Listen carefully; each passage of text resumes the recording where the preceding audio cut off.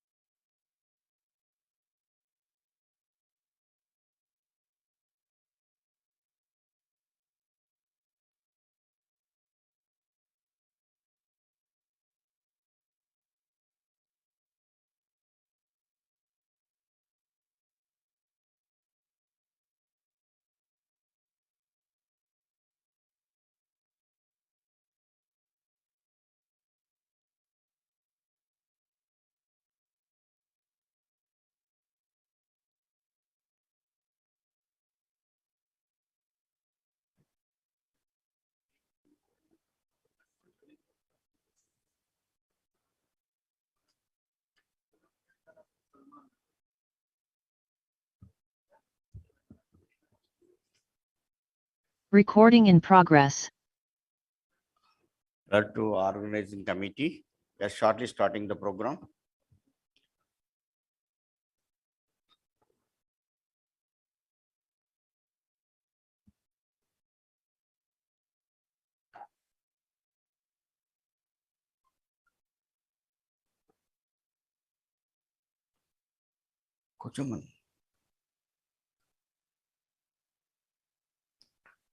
As there are traffic jam around this hotel, we delayed the program willingly. Now we are to start the program. To start the program, I am requesting Dr. Raghurami sir, President, Karimnagar Psychiatric Society, to preside over the function. Minhaj and George, attention to Minhaj and George, please sit down. Attention to Minhaj and George Reddy.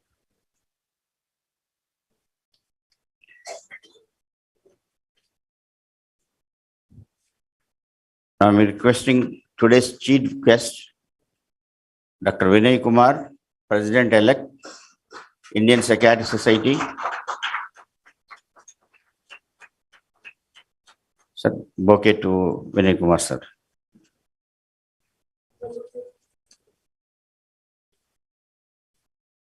I am requesting George Reddy, this guest of honor, President, Indian Psychiatric Society, Telangana State Branch.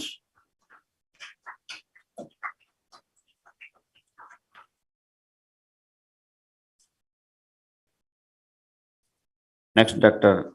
Praveen Manna, guest of honor, President. Come this side, come this side.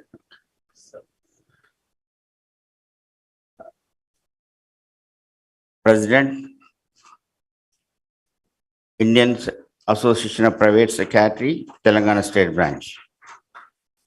Requesting the Dr. Rajesh, President, Hyderabad Psychiatric Society, as guest of honor of this today's function.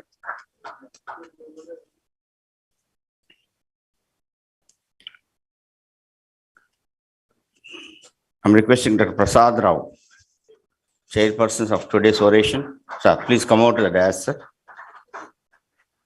We need your message, and you are the part of this oration since the beginning. Now,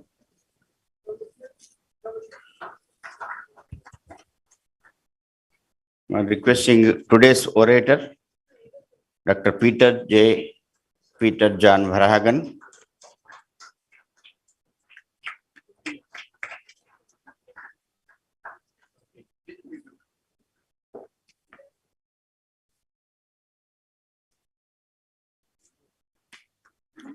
Dr. Anuhya is giving bouquet to today's orator.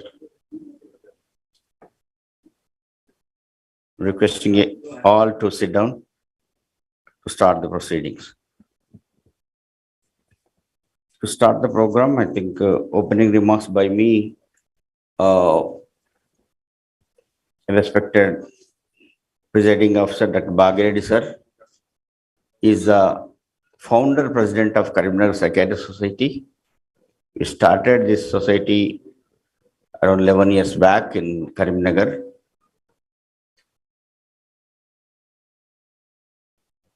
Yeah. He is a person who started first, is the first psychiatrist in Karimnagar, and he has done a lot of awareness because stigma was there since before 3 decades or almost 4 decades back. And he started in his own way. And now we are getting a lot of patients because of him, his work, and sensitizing the public, sensitizing the doctors, other medical professionals about psychiatry. That is why Karimnagar Psychiatric Society since inception till now, even though we are having constitution and bylaws, every 2 years we'll have elections and general body, and still everybody is asking him to continue as a president. And demand is continuing. And I think Dr. Lakshman is here, is already president-elect. because next senior, we are having a tradition to respect the age. And he is older than me, that's why we elected, and he is the able person who will handle next presidentship. Shortly, next year, he will take over. He was retired superintendent of civil hospital, district headquarters hospital of Karimnagar.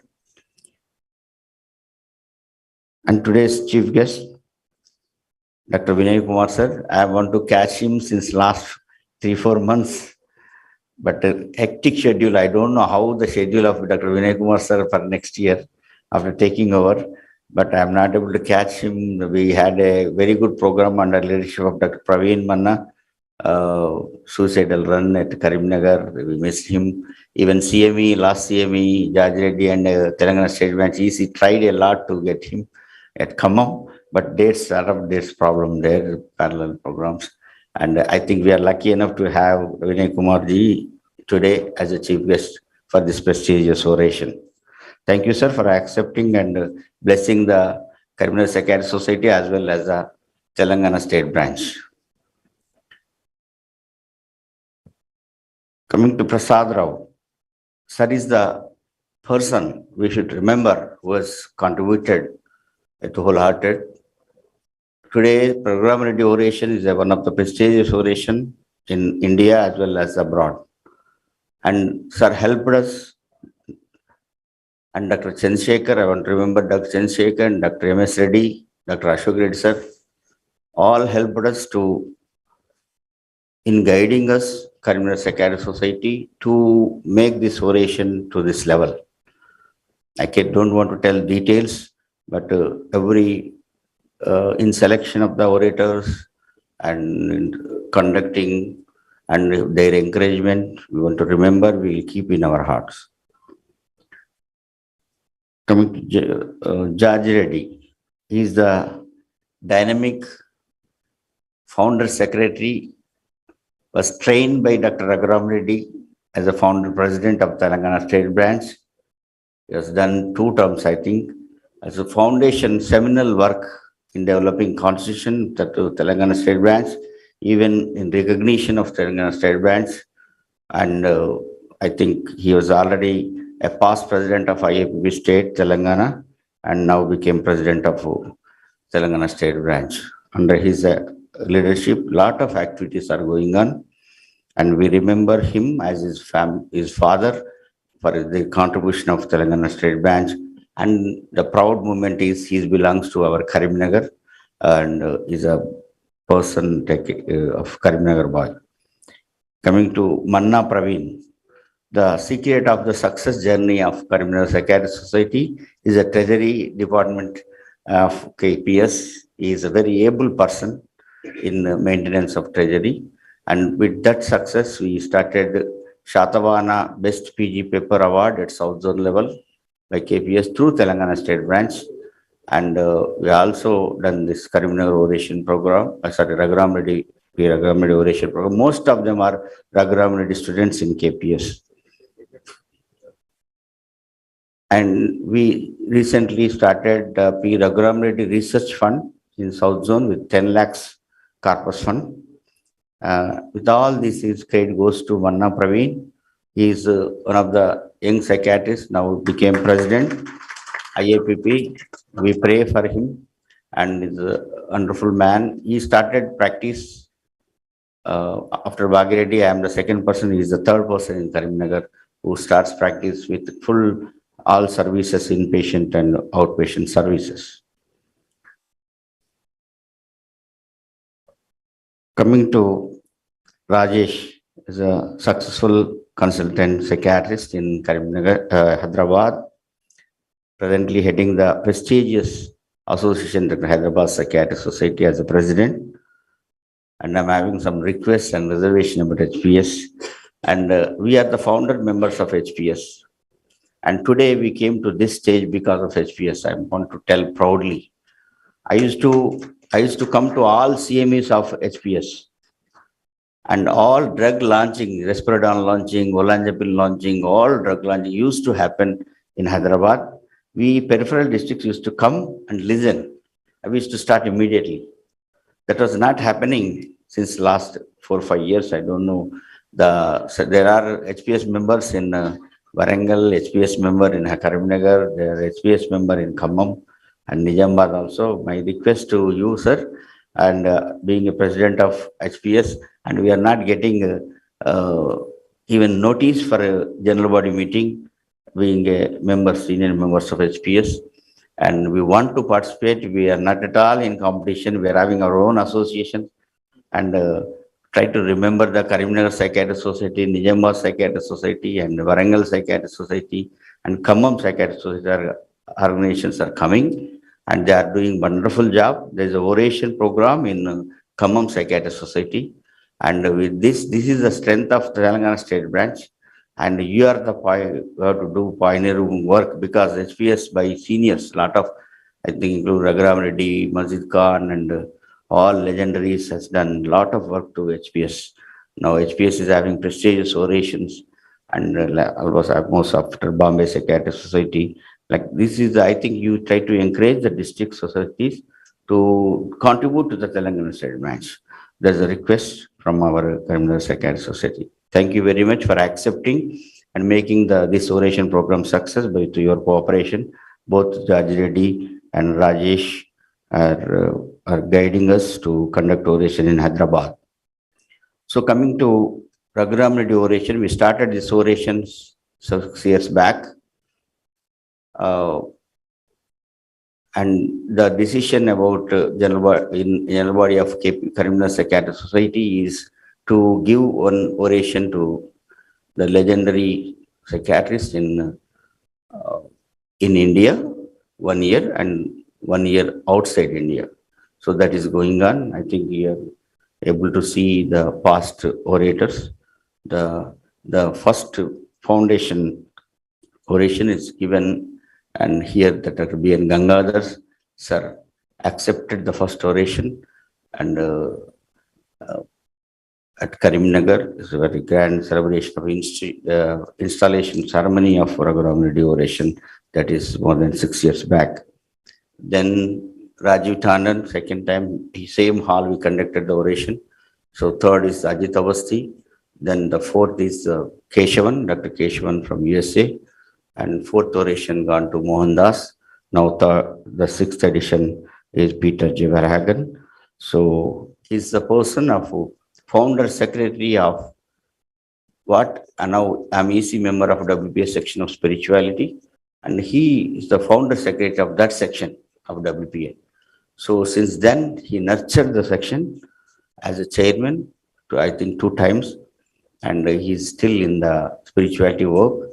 And I think he has made a lot of leaders in spirituality. Today, he's talking, we need leaders, young leaders, trendsetters in spirituality in future generation, because we are almost crossing, I am crossing 60, and we are outgoing batch. Now, young batch should come and take over the responsibilities and future.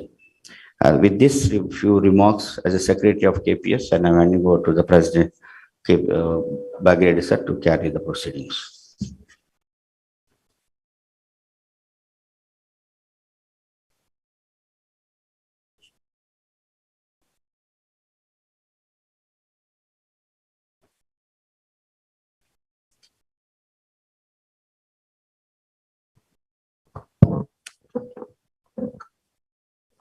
Good evening, everybody.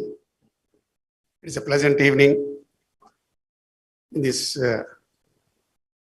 very popular hotel, Taj Deccan. It's quite a coincidence because we have got so many psychiatric meetings here in this very hall several times, and all of them were very successful.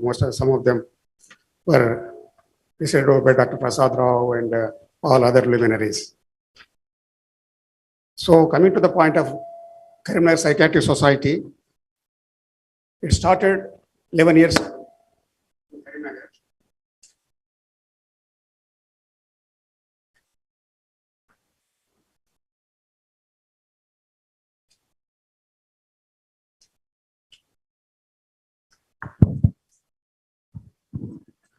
Thank you. So all the dignitaries on the dais, Dr. Prasad Rao, Dr. George Reddy, and our Honorary Secretary of Karimnagar Psychiatry Society, Dr. Kishan, and Dr. Vinay Kumar, our President-elect, and Praveen Manna, our Treasurer of Karimnagar Psychiatry Society, and Dr. Rajesh. Just now, Dr. Kishan was telling that we from the Karimnagar also were the first people to be members of Hyderabad Psychiatry Society, HPS. But nowadays we don't get anything. Perhaps we are excommunicated or we are not being informed of that. And above all, our chief guest of today, Dr. Peter Vagan, is really a tall man. He's a man of his own stature. Not only his knowledge and his wisdom, is also tall in nature also for all of us. So I can also request to, so our wholehearted welcome to our area, the Hyderabad, that is. Coming back to the Karimnagar Psychiatry Society, we started 11 years ago. It has been very vibrant, very active of all the psychiatry societies of Telangana. Even when we started, it was in erstwhile Andhra Pradesh state. Even then, we used to have very active all the time. So we used to have our conferences, meetings, several seminars in Karimnagar. So 6 years ago, we thought, why can't we institute a oration award in the name of one of the living legendary, our very beloved teacher, Dr. Raghurami Reddy Garu. So we thought unanimously, we all decided that we should start a oration in his name. So soon after saying that, we contributed 10 lakhs of rupees to install a oration also at South Zone, which has been approved and it has been active now. Every year we are going. Coming to the oration, when we started first, we invited very important luminaries, nationally famous psychiatrists and teachers and all that. First of all, the first and the best, we started with Dr. Gangadhar in Karimnagar, where he came, and it was very, very successful. Then we thought, why can't we go out of the state also? So we invited Dr. Rajiv Tandon. So that was also very successful. And again, third year from Chandigarh, we invited Dr. Avasthi. And in fourth year, again, of course, we have gone from state to interstate also, national also, but why can't we internationally go? So we invited Dr. Keshavan from USA, and it was very, very successful and very well applauded at the time. And then Dr. Mohan Das, because of this COVID and Corona episode, so we could not have a proper big meeting. So we had a webinar meeting with his oration was by Dr. Mohan Das. Now, as I said, this time the credit goes to Dr. Vagan, and who is really a great man internationally. And nationally, he is the person who started the spirituality and religion in psychiatry. He was the founder secretary of the subject in the World Psychiatry Society, Association. And he 2 times he was president for that. And now, following his footsteps, Dr. Kishan has taken over this one. Now he's the secretary of the national, the spirituality aspect in psychiatry practice. So we thought with this few words, so we started our humble start from Karimnagar. Then we shifted, why not we go to, now it's this 6th oration, we are doing it in Hyderabad.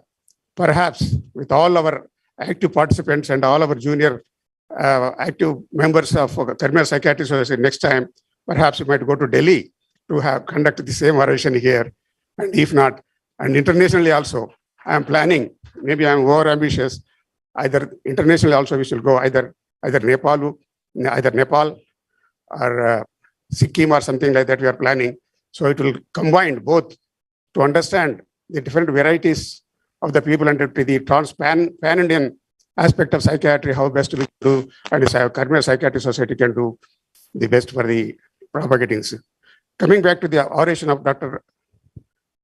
Raghurami Reddy Garu, is a professor of professors, and most of the students have become professors, and there are a couple of young students, Dr. Pavan Kulkarni here, Dr. Sai here, Dr. Shiva here, and all of the, most of his students, and Dr.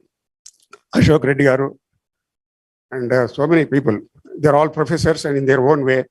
And that shows the Professor Emeritus, Dr. Raghurami Reddy Garu, rightly deserves, he's a living legend in the field of psychiatry. So that's what we have decided to have this one. Now, not to wait, it's already getting bit late because of the traffic, other things. Not we are taking much of your time. Now, the next item in our this thing, the lighting the lamp. Please, whoever.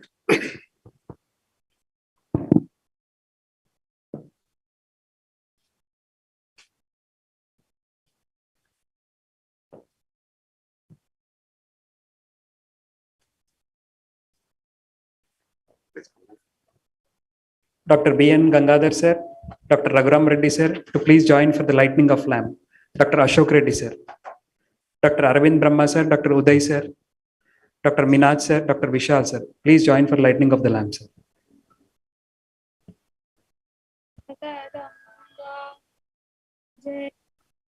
Jaya Mama Hridaye Jagadamba Jaya Kolhapura Jagadamba Praveen Chindapati sir, KK Lakshman sir, Pavan sir, please join sir. Jagadamba Padmavatapura Dinesh sir, Harish sir.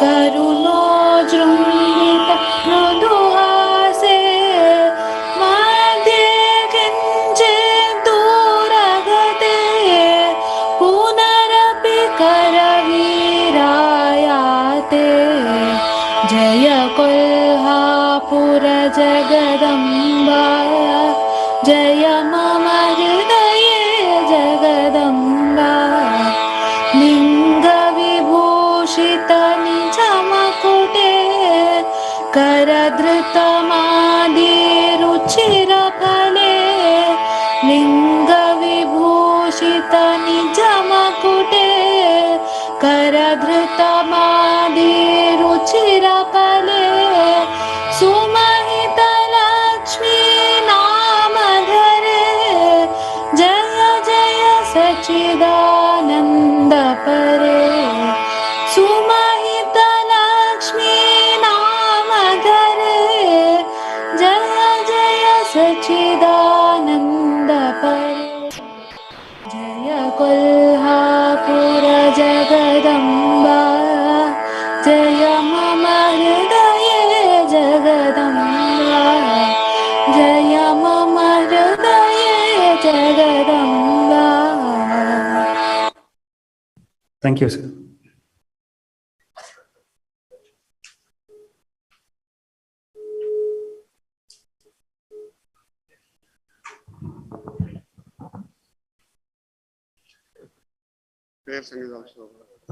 Now, message by Dr. Rajesh, President of Hyderabad Psychiatric Society.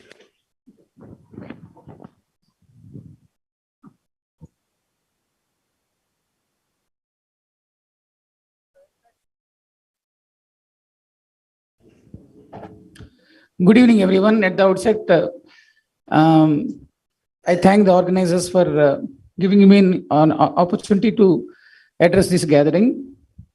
I welcome all the dignitaries on the dais and off the dais. And it's indeed an honor and privilege for me to be present in this prestigious Dr. Raghurami Reddy Oration Award.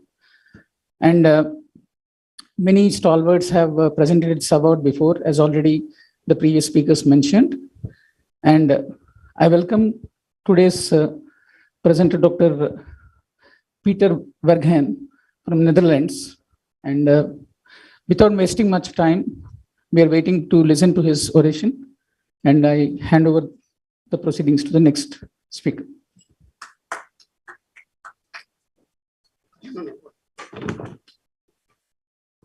Now, I request Dr. Praveen Kumar, IAPP President.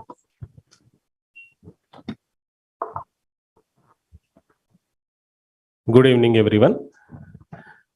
And I welcome all the members to this prestigious Dr. Raghurami Reddy Oration Award. Dignitaries on the dais, and the members joining through the Zoom. Welcome you all. And being an IAPP President Telangana State Branch, I extend warm welcome and best wishes to this program. And actually, being a treasurer of Karimnagar Psychiatry Society, I wanted to highlight one thing. Though actually Karimnagar Psychiatry Society was formed 11 years back with the guidance of Dr. Bhagya Reddy sir, Dr. Kishan sir and me. And now we are around 20 members in Karimnagar Psychiatric Society. So the person behind every program is Dr. Bhagya Reddy sir and Kishan sir. Actually here the main thing I wanted to highlight is love and affection of a student towards his guru. So Kishan sir admires and loves his guru, Dr. Raghurami Reddy sir, a lot, and he wants to actually install an award at South Zone level and Telangana state level. Somehow I don't know the reasons, but it was not worked out. But sir wanted to express his love by donating 10 lakh rupees to IMH Alumni Award in the name of Dr. Raghurami Reddy sir. And in our Karimnagar Psychiatric Society, we have actually installed Raghurami Reddy sir Oration Award, and it is becoming a very prestigious award. Within 6 years, we are international speakers and national legendary speakers has given an oration. So this time, actually, an international speaker is actually orator has come to deliver his lecture. In this occasion, I wanted to congratulate Dr. Kishan sir, particularly, and Karimnagar Psychiatry Society. And with these few words, I'm extending again a warm welcome. Thank you very much. Now, another young psychiatrist and a very dynamic Dr. George Reddy. He's from the same place of Karimnagar. So I want him to give a brief message. Good evening, one and all. I think I'll not repeat the things. I think this is for Dr. Peter sir, just to tell you the history of Karimnagar. This is a place which is around 140 kilometers from Hyderabad. And Karimnagar is the land of sacrifice. It's the land of fighting spirit. And the state of Telangana was formed. I think it is from Karimnagar where the agitation started. And that's how we got Telangana here. And the Karimnagar Psychiatric Society also, again, it shows the spirit. It's continuing so many activities and on par with the National IPS Oration, so much contribution from Karimnagar Psychiatric Society, Dr. Bhagya Reddy sir, Dr. Kishan sir, Dr. Praveen Manna, we have Dr. Lakshman sir, we have Dr. Sai, we have Dr. Shiva, we have Dr. Varshi, Dr. Pavan. So many active members are from Karimnagar Psychiatric Society, sir. And this society,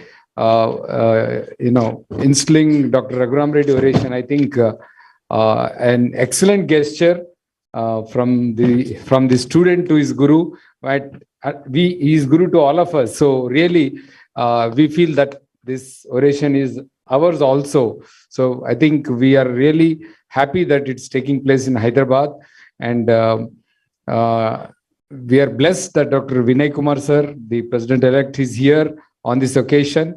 As Kishan sir said, we are trying to catch him for many programs, but I think thanks to God that at least he's here for this prestigious oration as the chief guest. And we have Arvinda Dada, General Secretary. I think his flight was at 8 o'clock and he postponed his flight to be here. And our sweet and darling President for the IPS South Zone, Dr. Uday sir, is here. I think really to have so many stalwarts from all over the country. And we wish that Hyderabad Psychiatric Society also tries to replicate the Karimnagar Psychiatric Society in this way. More orations and might be we should be more active again, as Dr. Kishan sir said. We will definitely rectify, see that all will be invited, and Dr. Ashok Reddy sir is silently listening, and I'm sure sir will also help us. And thanks to Dr. B.N. Gangadhar sir for staying all the day, sir. And it's really that he was there.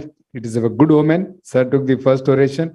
I think it is continuing without any hiccups, and hope we will have many more famous personalities for this oration, sir. Peter, sir, that's all about Karimnagar and Karimnagar Psychiatric Society, sir. Thank you. Thank you, one and all. Thank you, Dr. George. You enlightened the history of Karimnagar to strangers. Another bit of history I want to add it to Dr. Prasad Rao, my younger brother. Please sit down 1 minute.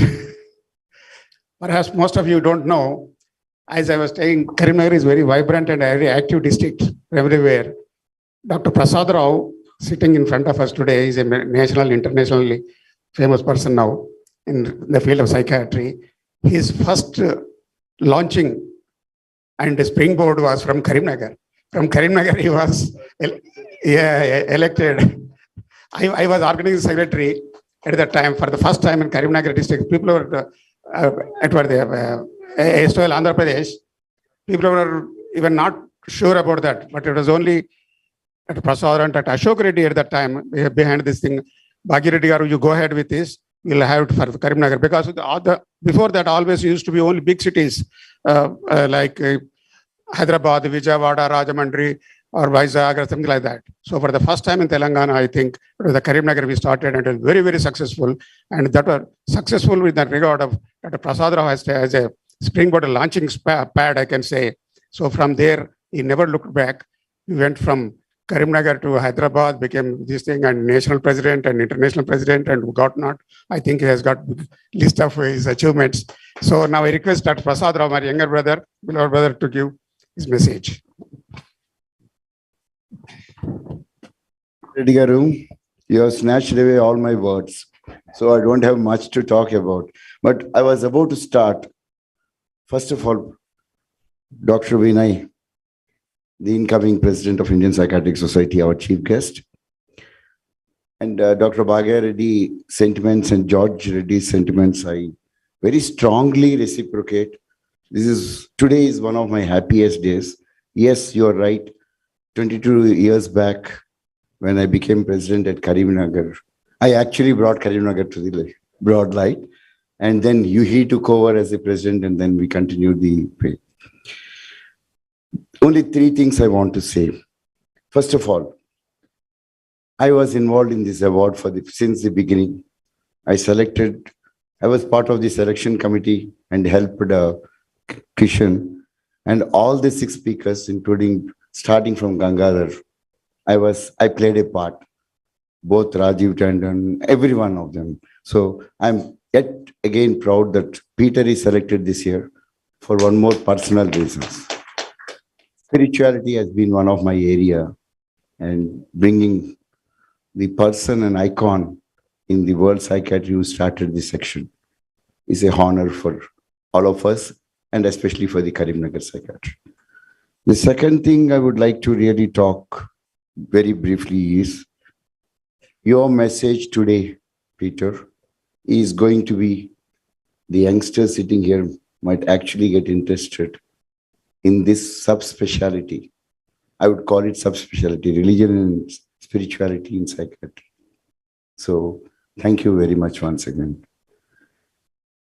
The third one, for the youngsters sitting here, I have a very brief message. I am the scientific chair for the World Psychiatric Association Regional Congress at Calcutta. There are a travel sponsorship, so each one of you can apply. Anyone can contact me or can go to the World Psychiatric Association Regional Congress. So I would invite along with the youngsters to present their free papers and research. You apply for the travel grant. And the seniors, I request all of you to come to the Congress and make it successful. Thank you very much. Kishan, I cannot close my younger brother's Kishan's energy. In fact, even today, I keep thinking people like Kishan to work like them, probably till I can do that much. I still go to my hospital, Asha Hospital at 6:40, and I work till 7:30. So people like Kishan actually give me, and of course, Vinay also is similar brand like me. Thank you, Vinay, for coming. And all of the people sitting here, guys, are the young, bright stars of Indian Psychiatric Society, Telangana State Branch. And I wish all of you and all the youngsters sitting there all the best. And I hope to continue to listen these orations for the next few years, as long as I am mentally healthy and be here with you. Thank you. Thank you, Dr. Prasad Rao Garu. You have given a very fitting message for all the youngsters, especially too for the understanding of Dr. Peter Wagan. The religion, what we practice here in India, mostly majority of them are Hindus. So you must have seen Dr. Prasad Rao with his suit on and Hindi on his forehead. So that itself reflects how much spirituality and this thing, Sanatana, he reflects and he represents the India all over the world. So that's what mind. Thank you very much, Prasad Rao Garu. Now, I request the very big man going to be in future shortly, Dr. Vinay Kumar, and he has taken his time to come all the way. And we are very much thankful to you to partake in our this oration conference. Now, a brief message by Dr. Vinay Kumar, please. Thank you.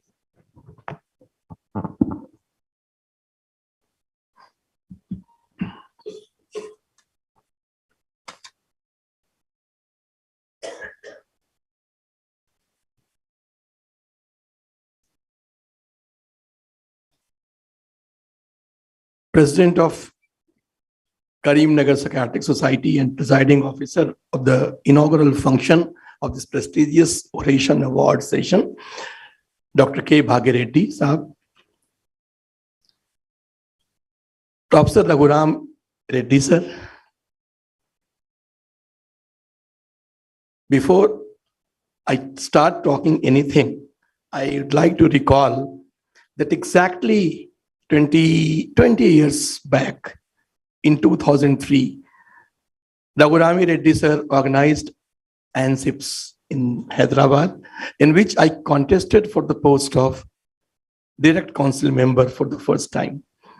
I lost that election by 15 votes. Dr. Prasad Rao was the winner. And after that, what happened, Raghurami Reddy sir and myself, both were nominated in the finance committee. He was chairperson, I was convener. In those days, co-chairperson post was not in vogue. So we started working together. When time came for some report, I requested him, sir, kindly tell me what finance committee does in IPS. I was a novice, I was not knowing anything. So he said, even I don't know. IPS finance committee, what does? So, but then I requested when the midterm CME came and some report was to be presented. So I requested him, sir, guide me something because I have got a message that I have to prepare a report. I am the convener, I have to prepare a report. So I was given a mail from by Dr. Roy Abraham that come prepared with a report. So I requested him. He sent me email with 4 or 5 lines, and I put 3 or 4 lines, and that was the way our first report was presented. So induction in IPS Executive Council was possible due to blessings of Dr. Raghurami Reddy sir. I am feeling honored that I am a very small person has been designated chief guest. I've been invited as a chief guest for this function. I'm feeling honored, really honored, sir. Groom of the day, Dr. Peter. Congratulations. What a pleasant surprise. 2H a meeting, Holland and Hyderabad. What a pleasant surprise. What a pleasant surprise that a person sitting in Holland is talking about India's contribution in the field of spirituality. This tells lots of things. This reminds that a German, Max Muller, helped us in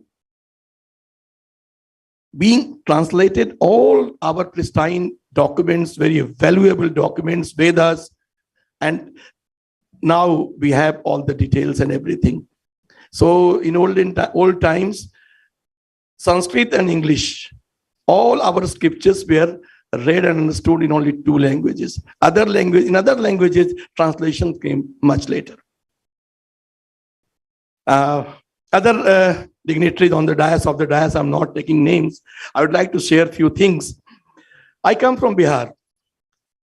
Bihar is another historical state, and once upon a time, Gupta Empire and Maurya Empire used to rule almost entire India, and it is said that the history of Magadh for 1,000 years is the history of India, basically.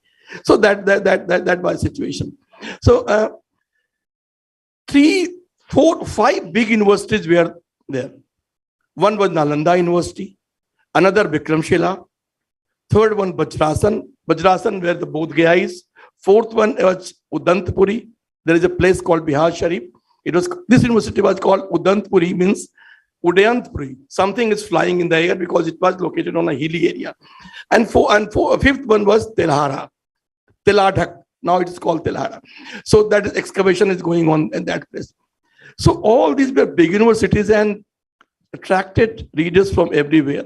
So I am giving this background to just quote one shlok by Shantidev of 10th century, I think he was, and he was professor at Nalanda University.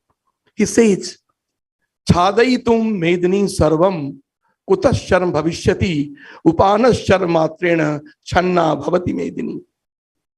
Translation is, to cover entire earth, where the leather will come from. Earth can be covered with the leather you are wearing as shoe. I think this was the message given for the first time to entire world. And we psychiatrists, what we do, we take care of persons. This message tells that persons are important. So person-centered medicine, personalized medicine, and persons are important. In Buddhism, there were 2 famous vehicles, yanas, called Heenyan, Mahayan. Initially, it was thought that Heenyan is a person who is trying to become enlightened, trying to get enlightened. He tries to become Buddha. It's a personal journey that is called Heenyan. And Mahayan, a bigger one, where entire world can be accommodated. Now, if we can draw parallels, we can see that Karl Marx talked about putting everybody on the same yarn, and our systems usually talks about individuals. Karl Marx talks about that religion is a pain reliever. He says that religion is opium. When I'm coming to spirituality soon, so the religion is opium because it alleviates pain, and it so revolution is not possible because people, those who are in pain, they don't raise their hand, they don't take arms, and they don't do revolution. But this spirituality, person-centric thing is different. It tells about that it's not possible to solve all the problems. Any system of governance, be it socialist, be it communist, be it democracy, nobody can be free from all miseries, all pain. Something has to be done. Here comes the message of Shantidev, what he said, that earth can be covered with the leather of the soul. So protecting person is important, and enlightenment of person is important. This is the message I would like to give youngsters especially, that enlightenment is important, and enlightenment is possible at personal level. And when you are treating your patient, he or she is a person. So take care of person. Take care of not patient. Patienthood is another thing. Person is another thing. So think of personhood. Person is having some illness, but you are helping the person to get rid of miseries. So that is the message. I think here comes the role of spirituality. And Indian scriptures, there's lots of messages. Shantidev came much later, but if we go like Saraswati Rahasya Upanishad or other texts, or Gita and Mahabharata and all texts if we go through, we find lots of messages.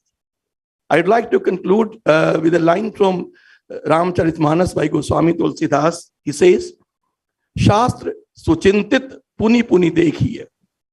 What a noble message is there. Usually Orthodox people say that Shastra, all scriptures are well thought. Shastra suchintit puni puni dekhiye. Revisit again and again. Some people take message that you have to read your Shastras again and again. All messages are there. But you can interpret in this way also. Revisit, research. So revisiting is not accepting what is written there. Revisiting is evaluation of the old texts also. In the current times, when we are talking about spirituality, it is important to have this in mind, that we are not accepting everything as usual. We are science people from science, so we have to take a scientific stand. So we have to discuss, we have to talk about science of spirituality and the messages which are suitable for day-to-day practice. Because what has happened in a few decades, what we see today, that lots of spirituality centers are functioning in a different manner, and many gurus are there and delivering different kinds of things. And so spirituality is being marketed. So we have to be aware of that also. With these few messages, I would like to thank Dr. Kishan and his team for inviting me here as a chief guest. I'm not a very rare kind of person, or not unavailable, as it was told again and again. Actually, IPS programs are so many, and our subcommittees around 70 plus subcommittees, and all committees are hyperactive. And everybody, so the thing is, if you have promised somebody, you have to go there. And I missed that program simply because I was in Chandigarh for women mental health program. And yat naryastu pujyante ramante tatra devata. You cannot ignore ladies. Jahan nariyon ki puja hoti, wahan devta baste hain. So I decided to go Chandigarh, and I'm sorry for that. Whenever, anytime you invite me, you call me. Invitation is a very big word. You call me, I will be there at your service. Thank you very much. Thank you, Dr. Vinay Kumar. It's so very message you have given, very touching. If you remember, I don't think you can recall, a month ago or at the time of your election, just one fine morning, I got a call from an unknown call, he thought. I said, hello, good morning, Vinay Kumar. I said, sir, how do you know my name? I said, I remember you. because when there's a national conference at Bodh Gaya, you were the organizing secretary. I asked you, I requested you to accompany me to go to that Bodh tree where I wanted to see very much this thing. And you accompanied me and you gave me somebody else to this. Oh, I remember, and I got your phone number at that time. And if that is the case, sir, I am the one, Vinay Kumar, you said, and I am contesting for the presidentship. And you also, I told him, yes, not only me, all of Telangana people, all Telangana psychiatrists, we are going to. So once you said that word, the very word he said, whether I win or not, your word is enough for me, sir. I said, definitely you're going to win, and you did. So, so that is Vinay Kumar here. So you come from a place where Buddha attained his jnana. And surprisingly, perhaps you know, in Telangana state, majority of the civil servants, IPS and IAS, are Biharis. Yeah, so that means we are getting a very good governance here. So because all the service people are from Bihar, and I think all Biharis are very elite people, and you are one of the examples. Thank you. And now, without taking much of your time, I think his flight was at 8 o'clock this evening, but because of this function, he has postponed. Now we want to felicitate you for this thing. Shall we do it now? Yeah, please. No, we will do it. Sir, you are going to felicitate the orator also, but But we it decided will take to time do because felicitation. You can go at any point of time in between. So please come, sir. After felicitation, the oration starts. yeah, you can. And we have seen the depth of the Vinay Kumar today.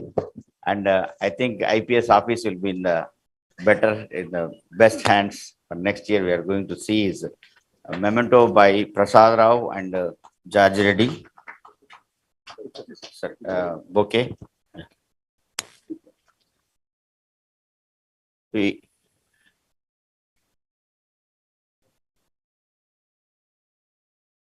Peter and Bhagirathi sir is doing felicitation. Praveen, you please.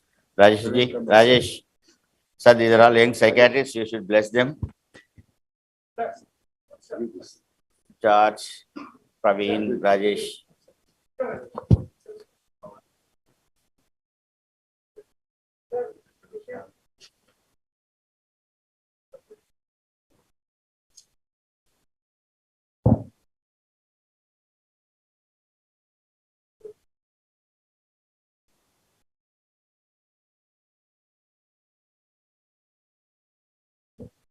Told Mahabharat, Veda, Max Muller, and Marx, Karl Marx. A lot of things. Yeah.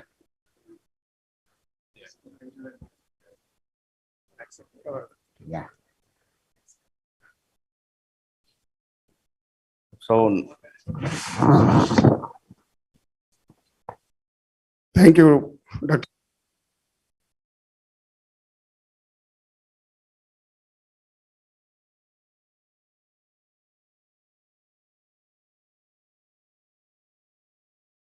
Following the same Buddhist principles. Now, the next item. yeah, presentation of Raghurami Reddy Oration Award to Dr. Peter Jagaragan. Wagon. Sir, please come over for the presentation of award. I'm requesting Dr. Pavan and Lakshman to come give the bouquet. Lakshman is the president-elect and you have to continue the tradition of KPS after Bhagirathi. Pavan. Yeah. Sir, go on.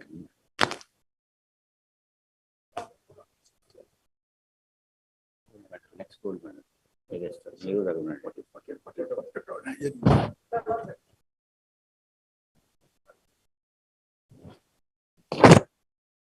Next, I'm requesting Raghurami Reddy and Vinay Kumar, sir.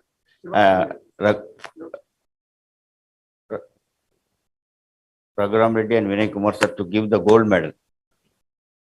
Sir, please, sir. He's a legendary psychiatrist. With God grace, hope He will bless newer generation also. God is favoring and is giving good health to sir. We'll pray for him. Harish, please join onto the stage.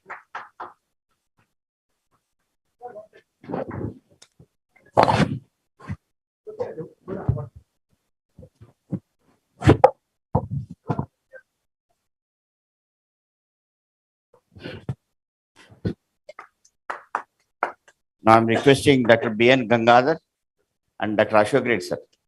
We request members of KPS. Sir is hold the back. first recipient of Raghurami Reddy Oration Award, Shal.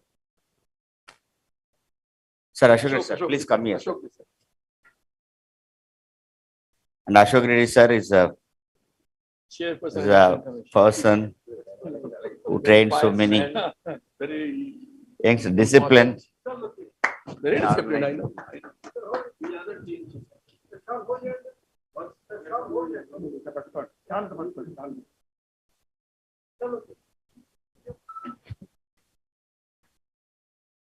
The certificate of appreciation by Dr. Bhagirati, sir, President, and Dr. Manna Praveen, President IAPP. Sir, please come, sir. Okay.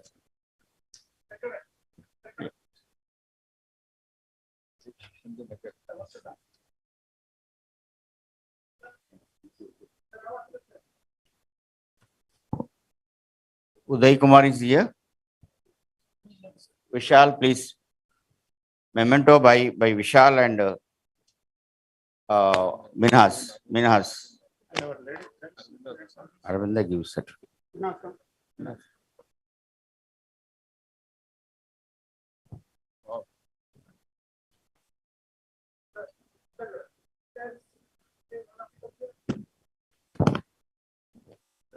Certificate of appreciation by Dr. Aravinda Dada and Rajesh and Dinesh, past president and present president of HPS.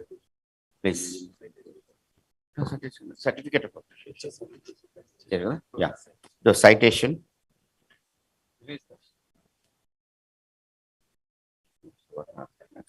Good evening to all. Dr. Peter John Verhagen was born in 19... Wait.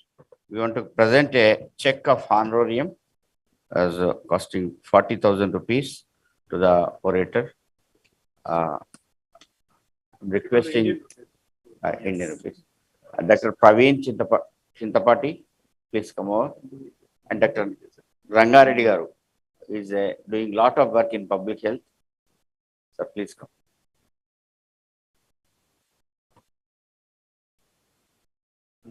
Inshallah. Lakshman, please join.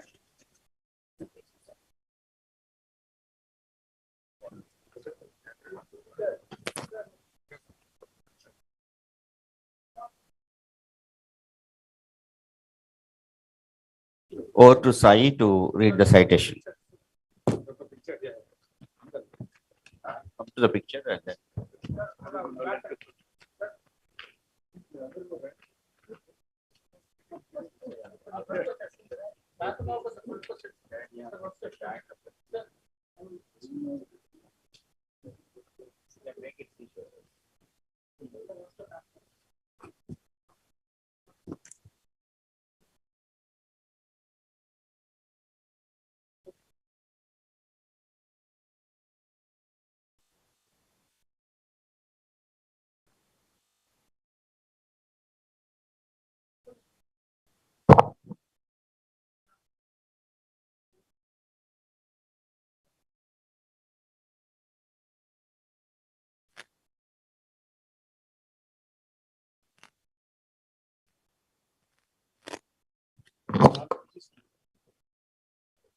Or to Sai to read the citation.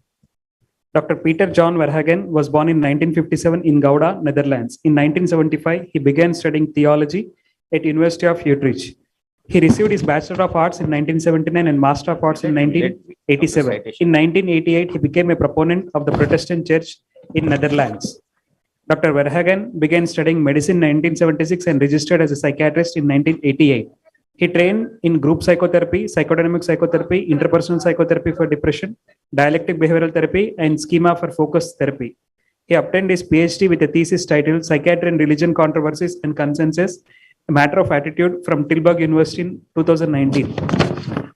From 1st of September 2021, he has been appointed as Extraordinary Professor at Faculty of Theology and Religious Studies, the Pastoral Theology and Empirical Theology Research Institute of KU Lane on behalf of KSGV, Expertise Center for Religion and Mental Health.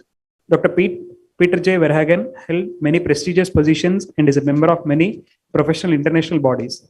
He was a member and secretary of the board of Dutch Foundation of Psychiatry and Religion in 2000. He was the founding secretary of World Psychiatric Association, section on religion, spirituality, and psychiatry, chairperson from 2009 to 2014, and honorary member since 2014. He has been the coordinator for the platform for religion, spirituality, and meaning making of Dutch Association since 2020. He was certified as a moderator for moral case deliberation in 2014. He is a member of Netherlands Psychiatry Association, Dutch Association of Group Dynamics and Psychotherapy, and honorary member of Christian Association of Psychiatrists, Psychologists, and Psychotherapists. He is an international fellow of American Psychiatry Association. He is currently a supervisor at Dutch Association of Group Dynamics and Group Psychotherapy and Dutch Association of Psychotherapy. Dr. Verhagen worked at outpatient clinic in Central. Over the years, he has functioned as a leader of various terms in the short term and continued psychotherapeutic treatment programs. In addition, he has been actively involved in the supervision and training of mental health care trainees in topics like group psychotherapy, religion and psychiatry, module of philosophy, psychiatry, ethics, meaning giving in the past history of psychiatry and evidence-based psychiatry. He has publications on spirituality, religion and psychiatry in several textbooks and international journals. He was also on the editorial board of many reputed journals. Sir, with great honor, the Awards Committee and Executive Committee of Karimnagar Psychiatry Society has unanimously decided to honor you with the prestigious Dr. P. Raghurami Reddy Oration Award for the year 2022-23. Thank you, sir, for accepting our oration.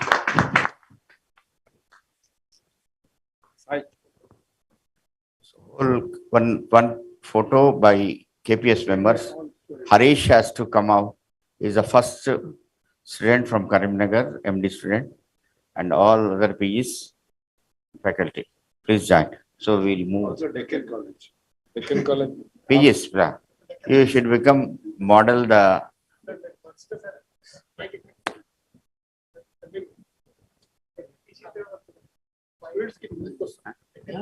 Deccan PEs.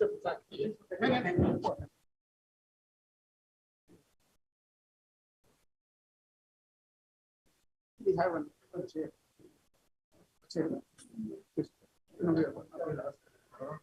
Which chair is the better? We'll go for KPS, Karimnagar PEs. After that, PEs from Hyderabad. So because better, we'll have separate photo. So please. All PEs should come. All PEs from Hyderabad, including RVM, will have it.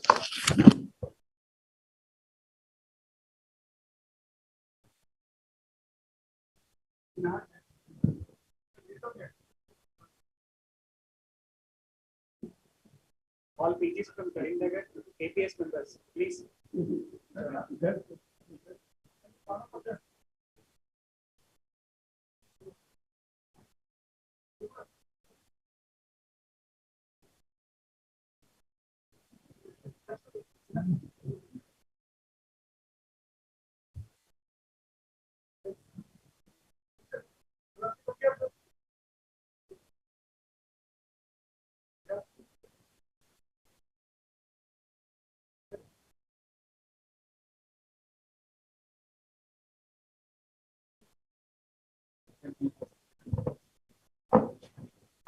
RVM and Deccan PEs and IMH.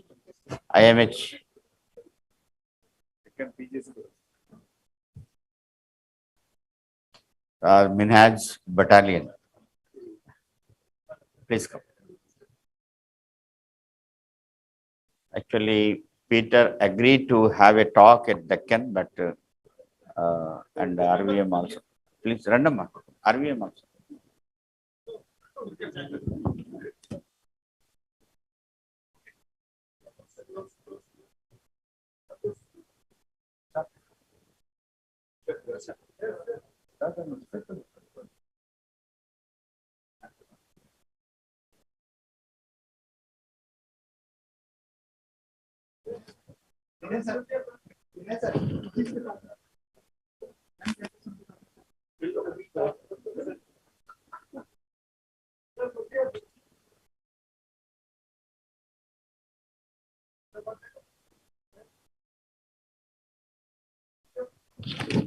Anything missing, we'll go for oration next.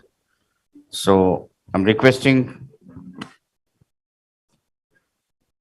Peter Saab to give the oration. Yeah.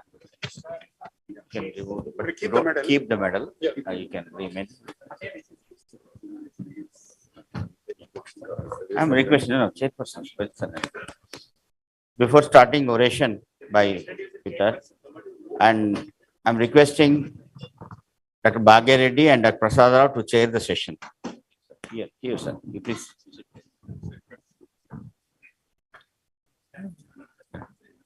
Over to Sai to introduce the chairperson.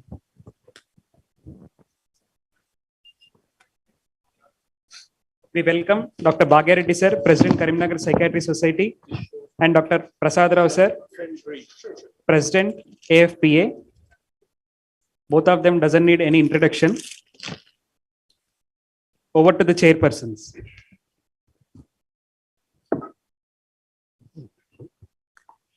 It's indeed, I think you're going to be treated on two important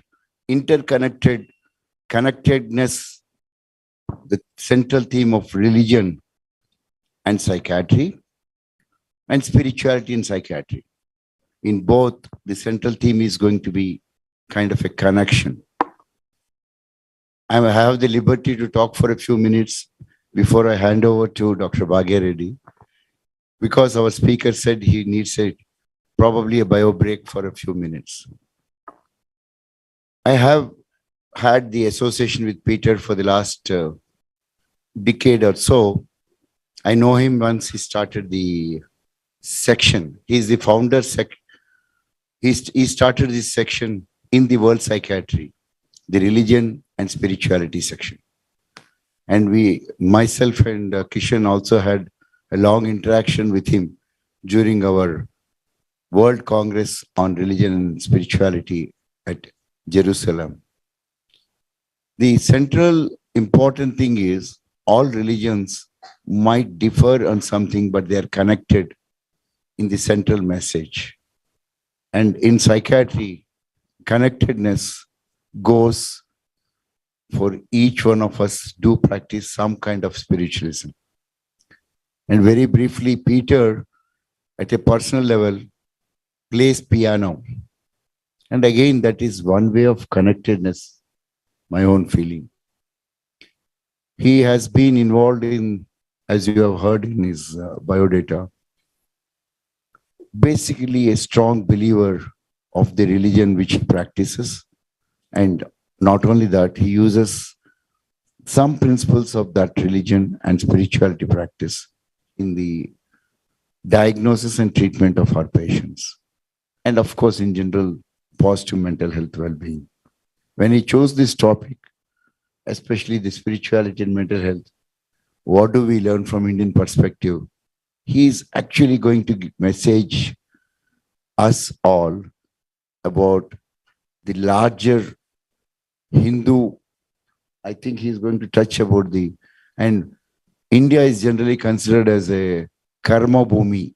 If for the Peter, karma means a kind of spiritual, this is a spiritual land. We call ourselves Hinduism, and this land, India, and apart from Bhutan, Nepal, and other areas. And Buddhism is born here. Jainism is born here. So among the Oriental languages, and I'm sure Peter is going to enlighten us. And he says at this age, he plays with his grandchildren, and that is the maximum relaxation and happiness. Peter, all for you.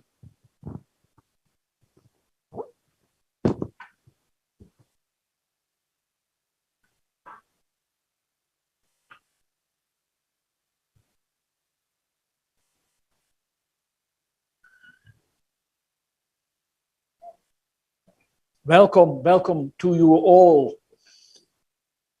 I'm a Dutch psychiatrist, and I have no idea what you know about or what you have seen from my country, the Netherlands. Yes, we are that tiny country in Western Europe. To the east, our big neighbor, Germany. To the south, Belgium. To the west, the North Sea. And of course, at the other side of the North Sea, the United Kingdom. And yes, we were famous because of our windmills and wooden shoes and tulips. Actually, there was a period in our history that our trade in tulips was the basis of our wealth. By the way, we managed to trade around the world, and we even landed at your southwest coast, and we settled there for several decades. And of course, we not only traded tulips, but also other things. And nowadays, we are not so proud of that as we used to be. So the windmills are a sign of our struggle with the waters. We had to fight with the seas. We have to fight with the rivers. And our engineering became famous.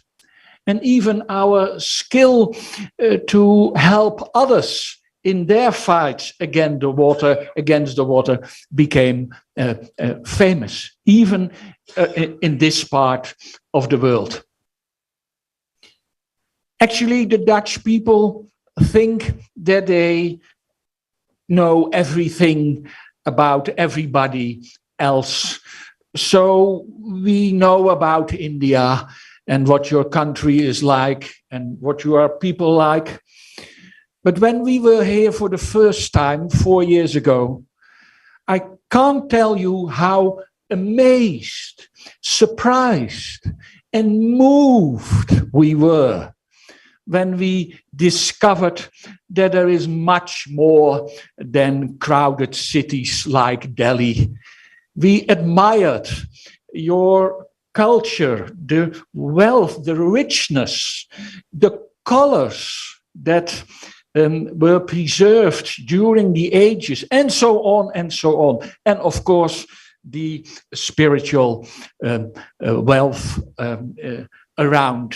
It was amazing, and therefore it was really a pleasure to get the invitation to come over to this city and to be here tonight. Yes, windmills, wooden shoes, and tulips, that's what our country is still about. Presidents, distinguished guests, dear colleagues, ladies and gentlemen. Again, it is truly an intense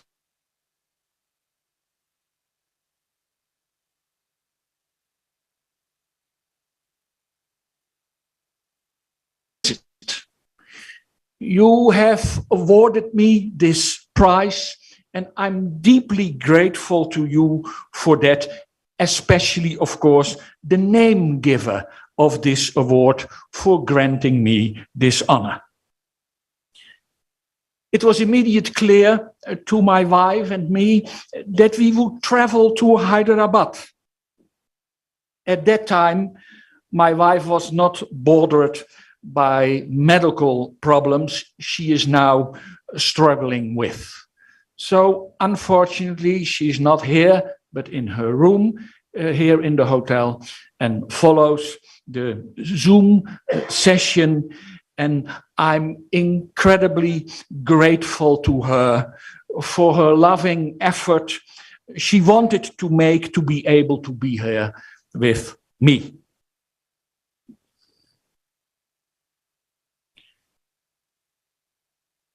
I also want to express that my thoughts go out to the memory of our colleague and vice friend, Dr. Avdesh Sharma, and his family, of course.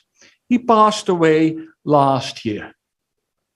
And it was in Jerusalem at the end of 2019 that the intention of the WPA section on religion, spirituality, and psychiatry was to organize another international conference. Yes, we were willing to organize that conference in Hyderabad in 2021, we thought. But then came, of course, the pandemic. And last year, the news of his death. How would he not have committed himself to making a conference like this an exciting and inspiring experience? We think of him in gratitude. This is the outline of my talk. I want to present to you the problem of disenchantment and the question of a new enchantment. And you will be surprised with regard to the answer I have to the question, what do we learn from Indian perspective? Actually, I am not going to answer that question. My question will be to you to answer that question. What do we learn from the Indian perspective? But in the second part, I'll present to you a kind of direction in which we could go, a direction we could think of, and that's the ecological perspective. And then, as a Dutch Protestant, I will also try to say something about your deities. And then I will conclude the presentation.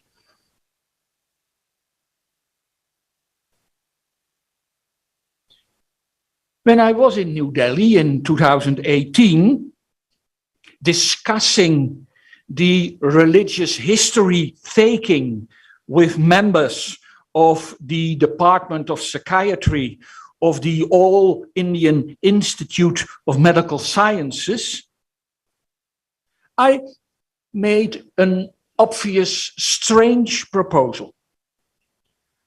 I told something about images of God. I explained something about the research on God images and the meaning of God images from the perspective of object relational theory and attachment.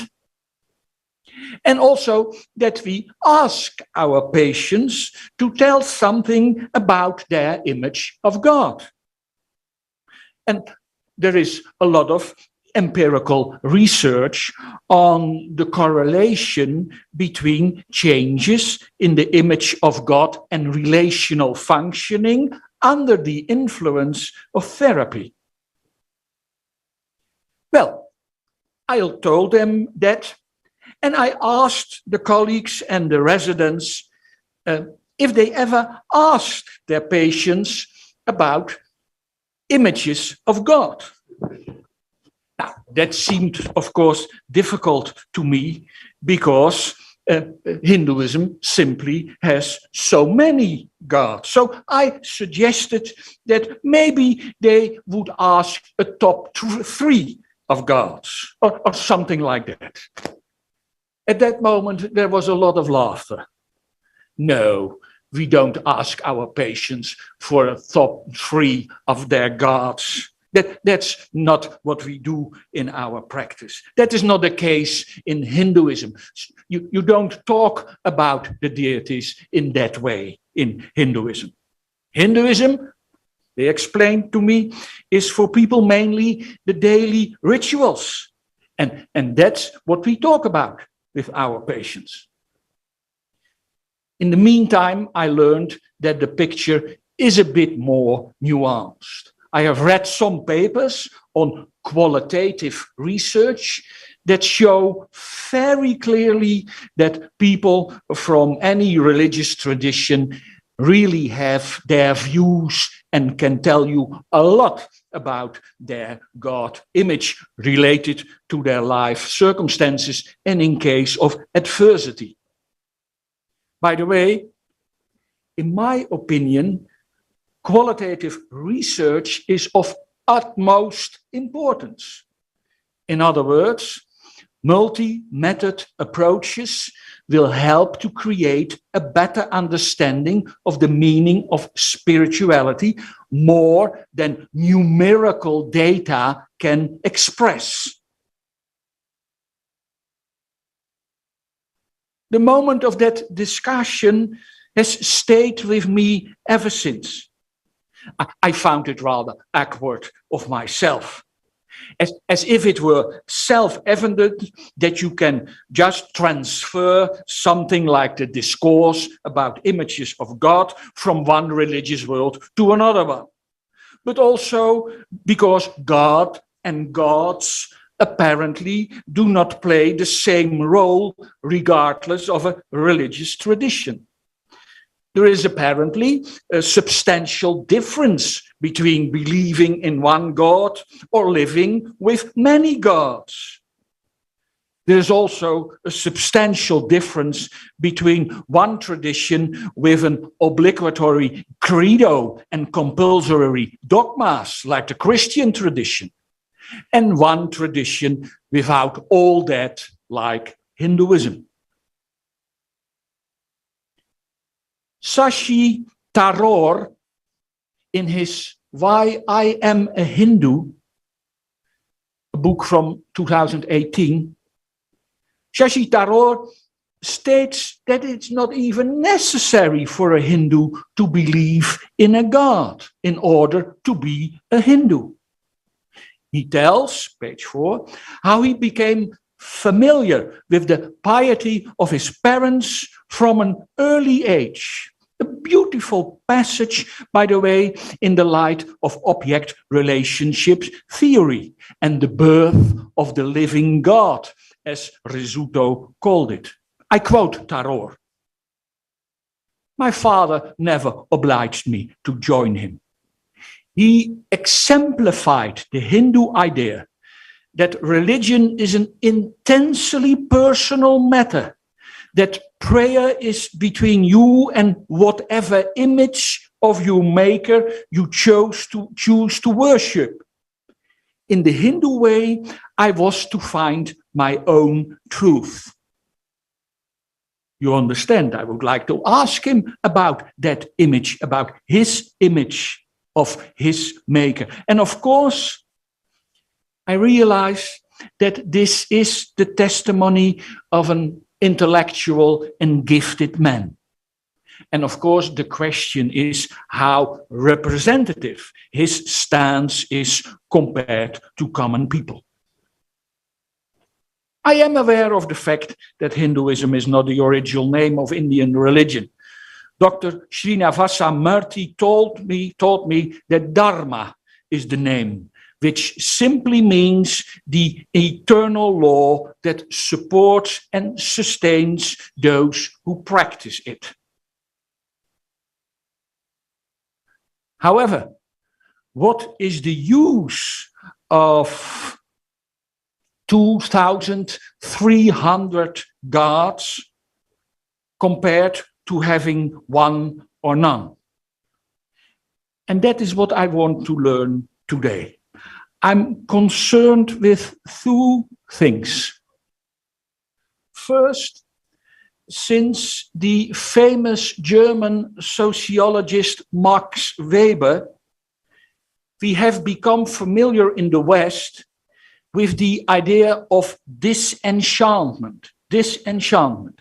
That is, very briefly, the complete loss of the spiritual or religious meaning of the world around us.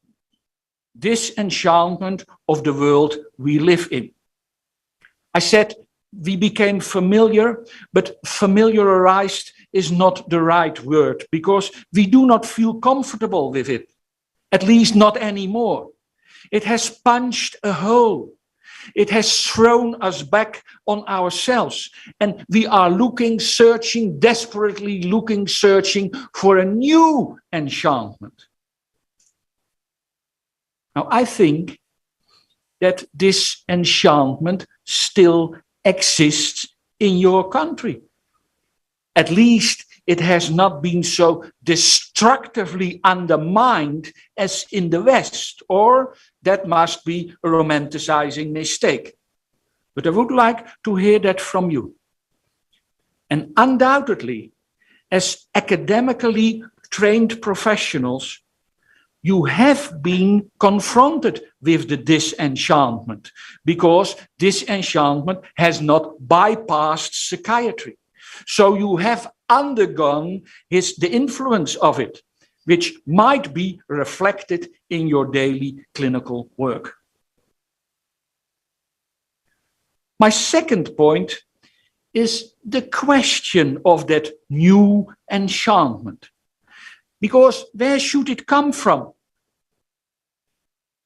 That evokes a second memory of India from the beginning of the first lockdown in 2020. After 2 months, there was a report in one of our national newspapers about India and the Himalayas. After 30 years, it read, after 30 years, at a distance of 200 kilometers, the snow peaks of the Himalaya could be seen again. In the meantime, the air quality had improved dramatically. And when I read it in our newspaper, I thought, great, great. How much I would like to see that. That's what we do it for. A recovery, a renewal is possible despite the misery of the pandemic. There is room for change in how we relate to nature around us. That is not only surprising and beautiful, but also necessary. And I thought for a moment, it's a wonderful post of a new enchantment.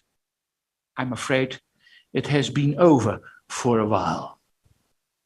But a shift to ecological oriented thinking might reveal a new enchantment. And that is what I want to explore with your help. What is this enchantment? The enchanted man felt part of a magical whole that had a deep meaning, a living world controlled by magical powers. The modern humans, however, feel closed off only in a meaningless and mechanical world.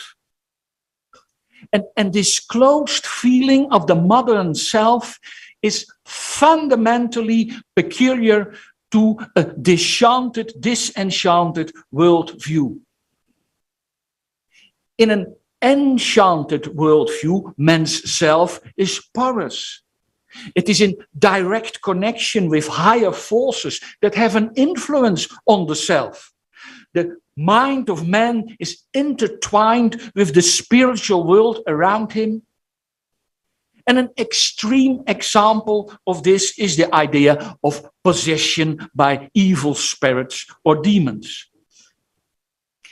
In the disenchanted world, the image of man is characterized by absolute freedom or autonomy. And man has been thrown back on himself and is now himself the absolute measure of things. There is no single shared horizon of meaning that transcends the individual. Where in the enchanted world we understood all values within one absolute value sphere, namely religion or spirituality. The modern world is fragmented into different spheres of value that exist autonomously. And this enchanted world is deprived of all spirituality, because spirit or consciousness can only be found in the self and not in the natural world, which is made up of inert matter. Therefore, the self is closed off and is no longer connected to a spiritual environment. The great chain of being is no more. There is no longer a spiritual order in the world and meaning. And meaning has become a private matter. There is no higher authority than man himself, who can basically explain everything through rational science, which derives its authority only from himself, no longer from the divine. In the enchanted world, every stone, every river, every star derived its meaning from its place in the cosmic chain of things. Everything had a role and meaning within a larger story. In other words, the world was holistic. Everything derived its meaning from the whole, not from himself, including man. So modern man has reduced his environment to mere things, materials, raw materials, and instruments for his personal needs.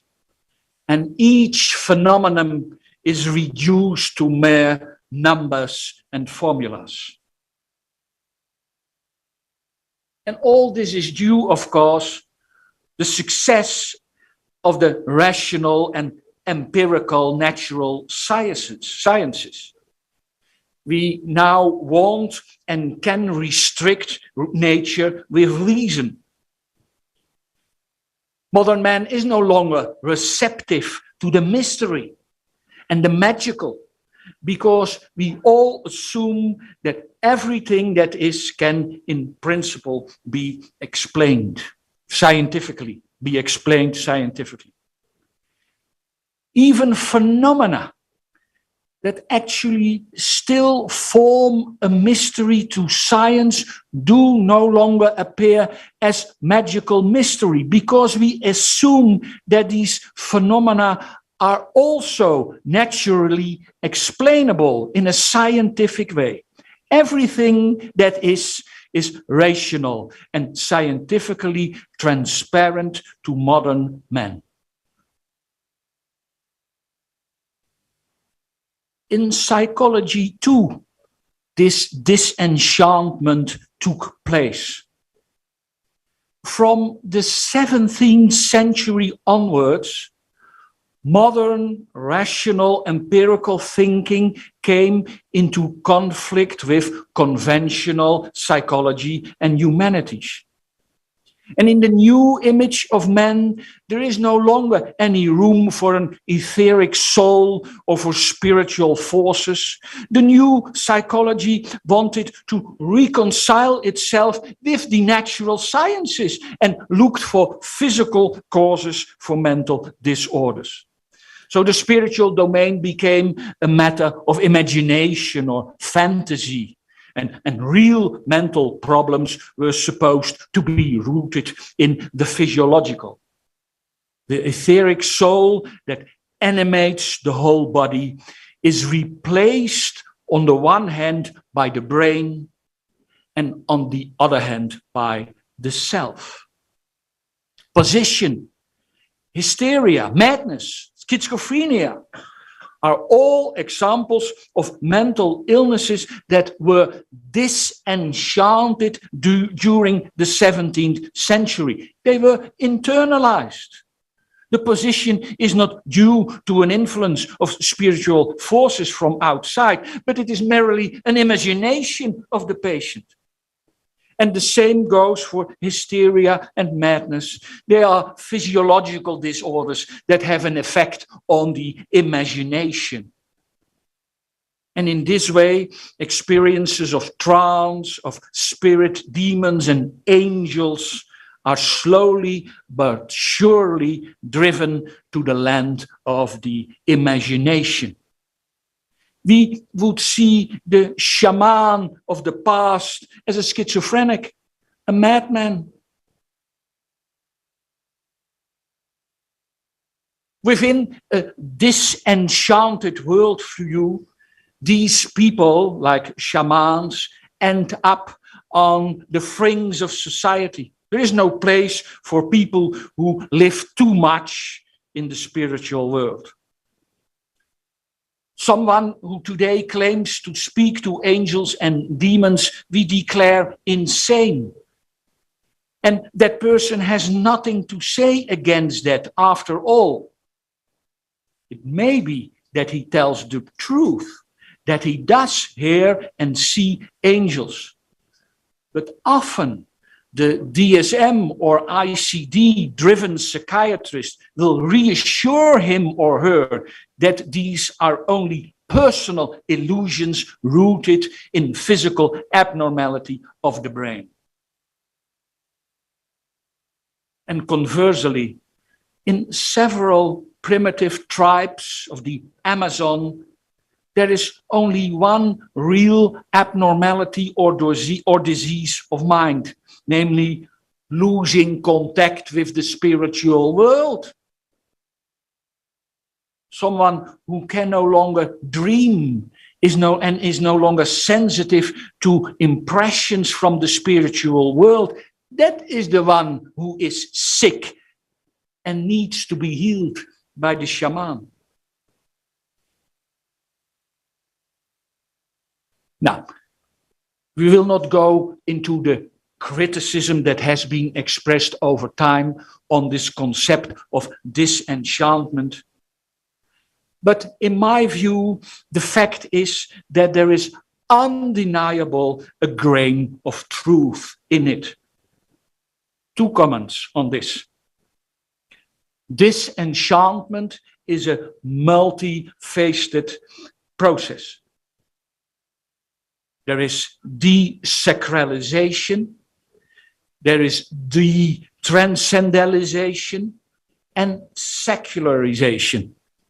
And in addition, there are also the counter movements.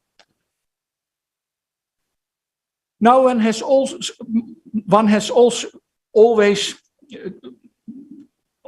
to pay a little bit of attention to the background of such a construct. And it is clear that Protestantism played a significant role in the emergence of this disenchantment. Unlike Catholicism, there was in Protestantism a strong separation between the profane and the sacred. There were no longer sacred places, sacred numbers, sacred objects, or sacred actions. The creature or the inner worldly was not to be deified in any way. But that, of course, in that time was not meant to be a desacralization or a secularization. On the contrary, it was intended precisely as a maximum sacralization of the one God. It was meant to be a maximum transcendentalization. The world was the theater of the glory of God. And all scientific research was a gift meant to discover and develop all that was necessary to arm ourselves against the effects of the damage that sin had done. Only it didn't stop there. In short, the distance to the holy man increased only. Of course, the image of the clockmaker who started the business and did not do anything else after that became a famous image of God at a large distance. And this de-Racialization of God from the world led to his exile. And not much later, it led to the announcement of his death. That has fundamentally changed our relationship to creation. The world was no longer a creation to which we had to answer. All value came from us. It owed to nothing but our utilities and gain. And it is this exile of God which had the effect of rendering the universe brute and inert. That implied the transformation of an ancient and spiritually informed conception of nature into the sort of thing that was available now for predatory extraction by commerce and the elites that grew around it. Of great transformational significance was the way in which a desacralized conception of the world made it free to a scale of unthinkably ruthless extraction in the form of mining, forestation, and the kind of plantation agriculture which we today call agribusiness. In other words, there is no use whatsoever of being able to see the Himalaya from a distance of 2,000 kilometers. Look at YouTube and you'll see enough.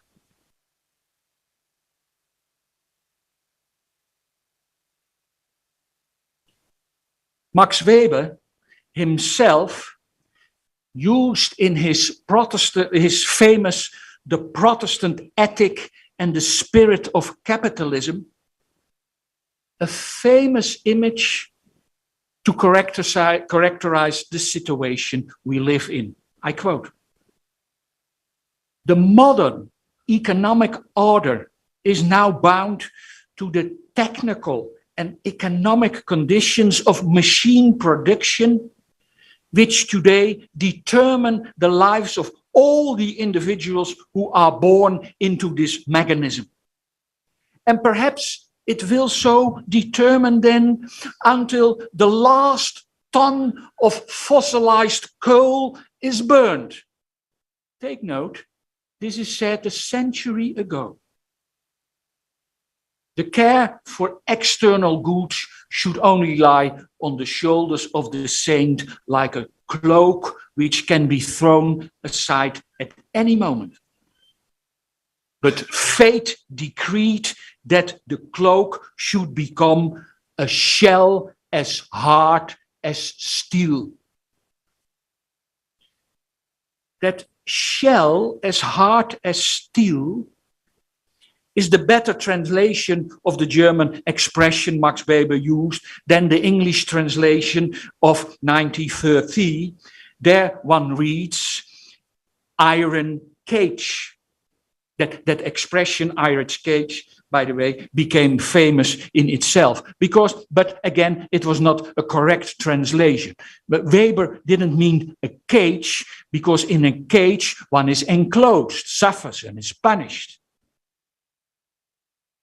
Weber meant a hedonist motivated by the quest for materialistic consumption and confident of his own superiority. And he didn't mean iron as a metal and elemental Fe. He meant steel. Of course, because of its modern connotations as an invention and as a product of mass industrial production, steel as the product of human fabrication, as a metal that is associated in the European context with modernity, fabrication, ductility, and malleability. Steel appears to have much more in common with capitalism than the iron of which it is a refinement. By the way, you probably do know that Dutch steel production is a subsidiary of Indian Tata Steel. still is around you.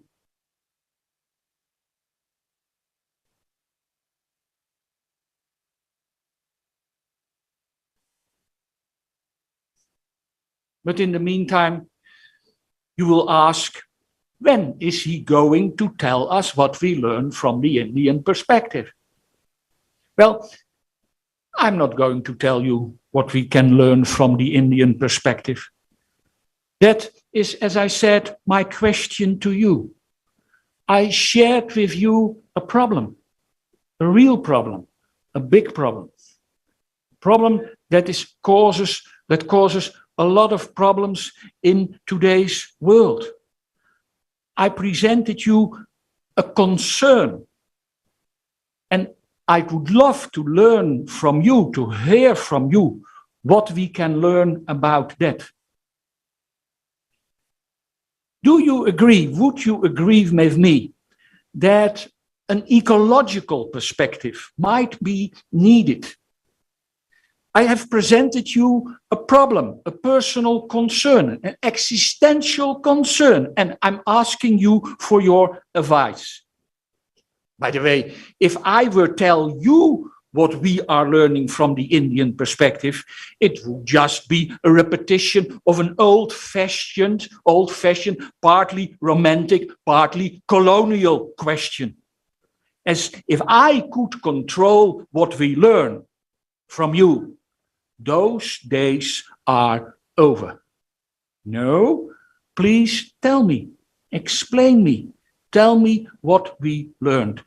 And I learned a lot of today already. But as you may notice, I'm trying to find, even trying to develop a new perspective to be able to understand and to use these data we heard of today in the most appropriate way. Ecological thinking. The farewell of the magical and the sacred is typical for Western society and of a radical disenchantment. Of course, that history has its triumphs as well. But the question, the concern is whether man as a being is compatible with a disenchanted world. The human urge for enchantment remains and has grown again in the West in recent decades.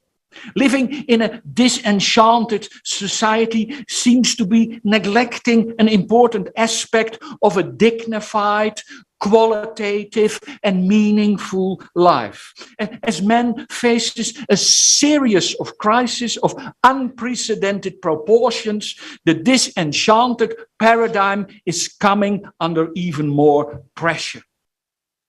The gigantic tidal wave of depression and other mental illnesses. More than a quarter, 26% of Dutch adults had a mental illness in the past 12 months.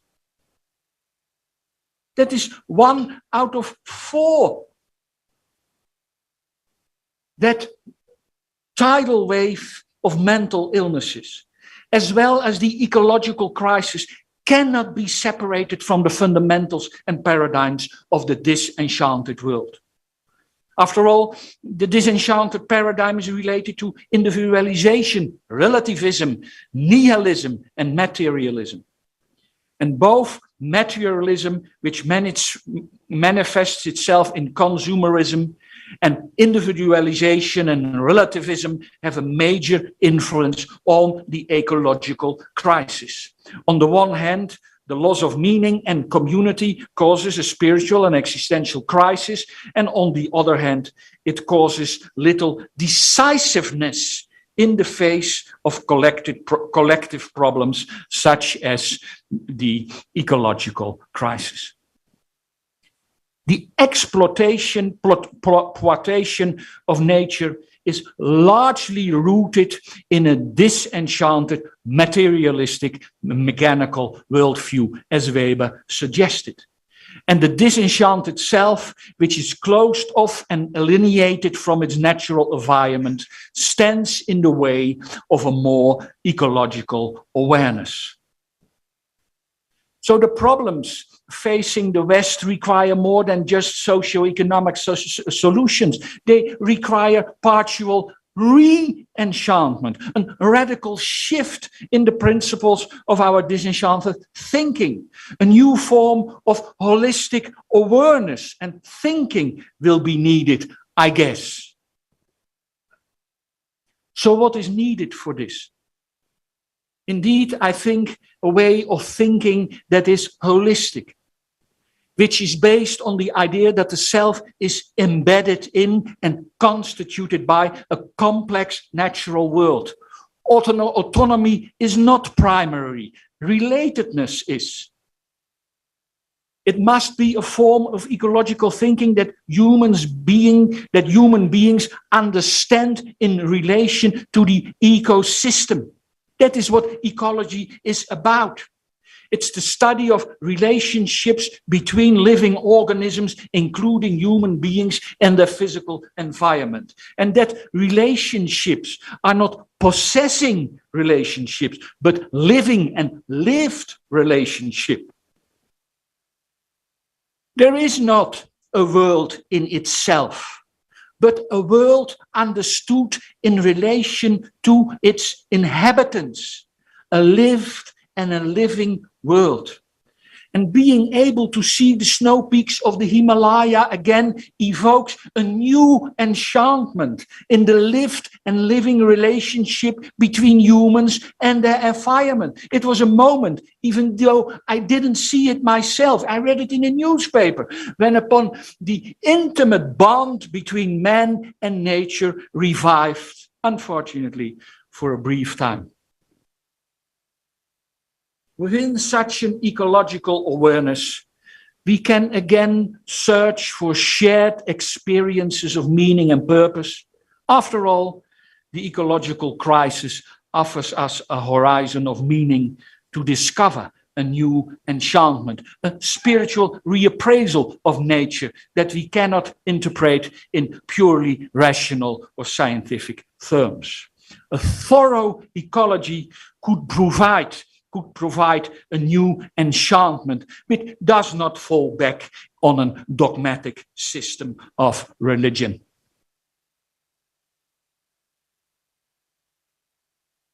An ecological perspective offers a nuanced vision of well-being in a positive sense.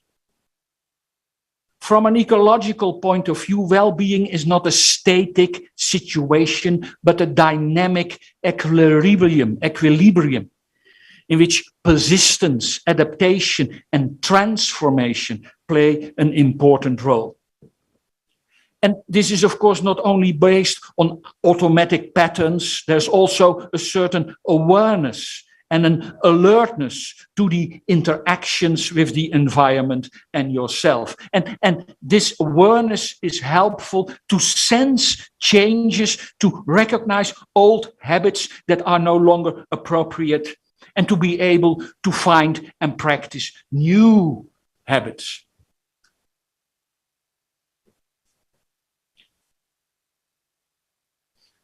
If we need equilibria to live a worthwhile life, then life is confronted and tested by events that can upset the balance and evoke a meaning crisis. And in this picture is shown that the common approach is a very difficult one. But just looking at the figure, you can see how difficult it can be to keep this green ball in its place. But that is the static model of equilibrium. And we have to do a lot of things, as is said here, by medication, for instance, continuous monitoring, and so on. It's a static equilibrium. But it is important being able to modify and even make a transition to a different equilibrium instead of holding on the old one. And well-being is therefore resilience and flexibility, based on resilience and flexibility. Originally, resilience meant the capacity of a system to prevent, minimize, or endure the consequences of adversity. But recent studies show that it is not about bouncing back to the old state, but that it is about how the ecosystem adapts and transforms into a new context. Unlike mechanical resilience, the ability to transform plays an important role in ecological resilience. Resilience in an ecosystem is therefore the ability of a system to adapt to changing conditions and to transformation in a new equilibrium. This is what the ecosystem is about. People and the environment are closely connected and continuously influence each other.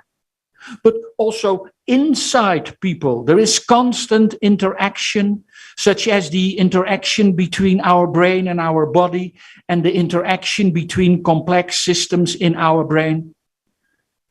All there is interaction.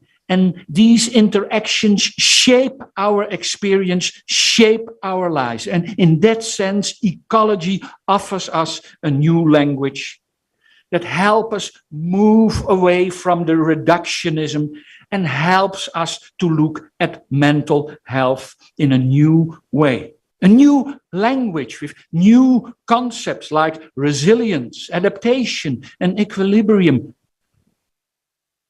And the challenge is, like ecologists, to look at the world at all these levels, even to the empty space surrounding the figure you see. Spirituality is not mentioned by the figures, by the designers of the figure I showed you. But we could say that it is implied at all levels. Probably it is. However, spirituality is omnipresent, isn't it?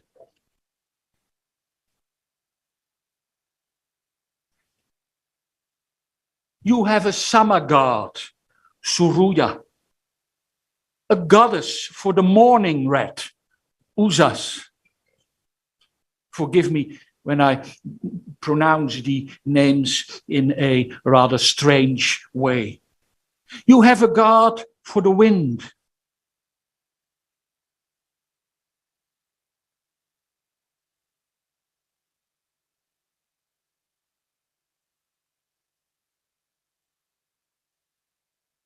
A goddess for the earth, a god of heaven, a god of death, a god for hospitality and marriage, Varuna, who watches over the social order. There is a god for speech and the holy word, a god for fire that burns the sacrifice, and much more, many more. And maybe, but that depends on how you read your sacred texts. Maybe there is one God after all, who is the origin of all the others. That being said, can I now understand the socio-ecological model I showed you? The socio-ecological model of the world.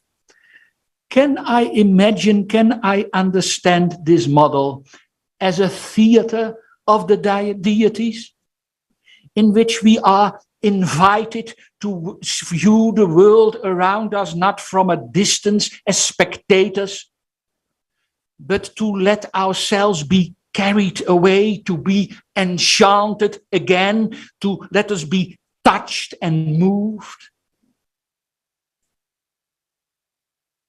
by these gods. That's what they do, isn't it? Doesn't Hindu spirituality has something liberating in rituals and in following a spiritual teacher, the guru? Your devotion and worship of the gods as practiced by heart in poetry, musicality, and dance.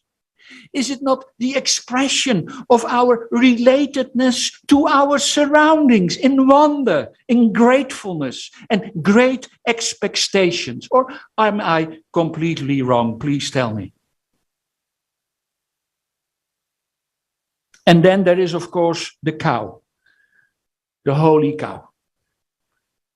According to Rodriguez, who was born in India and wrote a very interesting book about Hinduism, according to Rodriguez, the cow is the ecological symbol par excellence. The cow as carrier of many symbols, maternal symbol, non-violent symbol, symbol of binding relationships between human beings and other living nature, creatures, expanding a person's sense of connectedness to the web of life. But Rodriguez is aware of the other side of the coin, that it is too naive to assume that all Hindus adhere to these values. The discourses of progress, economic success, production of steel, and modernization, as well the need to survive, can be far more compelling. Oh, woo, disenchantment ahead. Tell me, what do we learn from Indian perspective? To conclude with, again, Dr. Srinivasa Murthy explained me that Hinduism has 5 aspects that are relevant for mental health. It is the way Hinduism looks at religion and spirituality as a way of life. Indispensable. The unity of mind and body. A holistic approach. Again, indispensable. The stages, the development of life.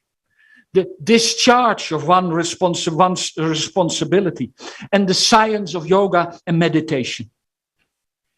I can only hope and wholeheartedly wish that these benefits are supported by wonder and enchantment, since health is one of the greatest and wondrous gifts of life. Why should we think and reason of all this?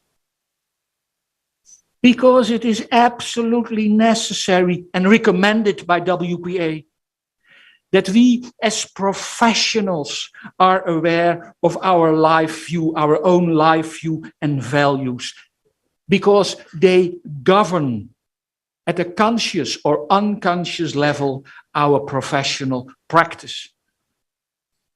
And that we are aware of our views and values in order to practice these views and values with wisdom to the welfare of our patients. Last Friday, we went to Birla Mandir and we received a blessing from Lord Vishnu. I assure you, we will keep it in our hearts. And we will remember your hospitality and kindness as a sign of the Lord Vishnu blessing. I thank you very much. Peter, that is enchanting. your theorization and building the story. Initially, I was surprised you brought two different things, but you finally brought the connectiveness and linking, both from your perspective of understanding of the religion, which I've gone through your publications and all, and then finally connecting to the Hinduism. That's what I loved much most. Finally, it's enchanting and tranquilizing too. But probably, I think you have read a few books, and both the books you quoted, they're good writers. They're very knowledgeable writers. At the same time, Hinduism has a lot of pluralism. As Srinivas Murthy's quote, which you quoted, we are free. The only difference between Hinduism and other, I would say, religions like Christianity and Islam is that there is no definiteness. You don't need to follow. Whereas you are free, you have a freedom to choose. That is considered as a strength and also weakness sometimes. I'm also thankful to you you did a lot of themes during your lecture. And I'm sure Kishan and all the members who are here are very happy to bringing you here to hear the concept in a much larger perspective and bringing to a minor table. Especially when you talked about ecological crisis, every one of us will relate. We know today everyone is talking about ecological crisis and it's a man-made thing. But you connected that to much larger picture. Thank you very much. And I would give it to my elder brother, Bhagya Reddy, to close the session with his comments. Thank you, Prasad Rao. Dr. Wagan, really, you have given a very nice and elaborate connection between spirituality and psychiatry, how we treat today. You also mentioned much more of the deities and the worshipness and the objectivity of how we connect our soul or this thing connected to this thing. So Hinduism, mostly what we practice here in India, it is not a religion by itself, but it's a way of life. It is what we call, it is a way of life rather than Sanatana Dharma. Sanatana means it always has been, it has been driven from above to the below, and there is a Dharma. Dharma, we always follow it. It's multi-God or multi-spiritual, multi-images, image worshipping of the gods. In some religions, single God, and some religions, no God. There is some highness somewhere, but there is no, you can't imagine there is this particular God in some religion. There is it. But whereas you connected, especially in Hindutva and Hinduism, and I don't always go to the Hindu philosophy, ecological perspective, as we said, and all we practice. This is a kind of religion which practices not only with ecology, the whole system of the ecology. We worship the tree, Tulsi Mata, we call it. We worship the snake, we call it Sarpa, this thing. We worship the lion as a goddess. We worship the air, water, earth, everything. So that leads to give connection to especially the mood disorders, anger, the depression, and this kind of thing. You relate objectively to the nature, to this thing, and imagine yourself with a deity or this thing. And also you mentioned about theater. So theater is very much of this thing. Even if you forget or if you give a gap between your thinking, your imagination, and your illness, and that imagination that gives you a perfect example of how best you can connect within yourself. As a Dutchman, I know you are a very strong person. I have toured most of Netherlands. I spent nearly a fortnight there. You are not only fight with the seas, not only fight with the windmills and tile of water and tiles, but you are very brave people also, because you came to India for the first time before in Vasco da Gama and other people came. You came to the India, and he colonized South Africa, South Moluccans. So though it is a tiny country, every day what I have seen, I have observed, they are so friendly as like Indians. I felt as if I was in India. People are very friendly, very affectionate, very. At the same time, the very zeal of existence itself is a question, big question for you in Netherlands.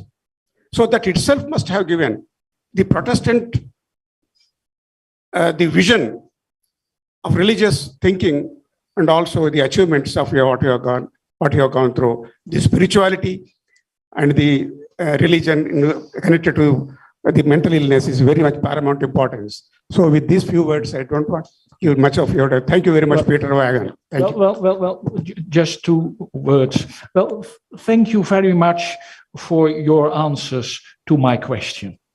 I'm really grateful for that. And I really wish you all that the way of life is not at risk to be caught in the same trap we were caught in so many years ago and still wrestling with. Again, thank you very much. Thank you very much. And won't be any questions because of the oration. Now the final item of this program is national anthem. Sir, Just 1 second. minute, sir. 1 minute, sir. There are, for information of audience and organizing committee, there are more than 400 members are online, and here the 60 members. This is the highest record of Raghurami Reddy Oration. And now over to Raghurami Reddy, sir. Message to the, because so many persons online and physical, and message to the young psychiatrists as well as in India as well as in abroad. There are people from in online from abroad also. So your message and blessings to the young generation, sir. So now that shows how important the spirituality and the psychiatry.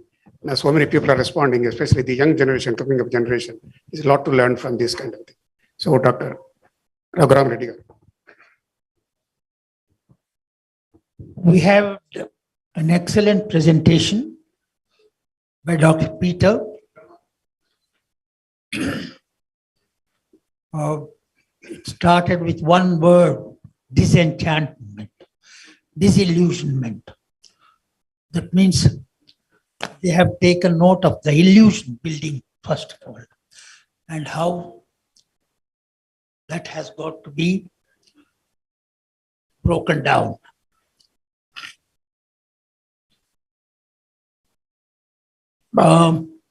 Regarding what Dr. Kishan is asking me, I don't know, at the end of this long day,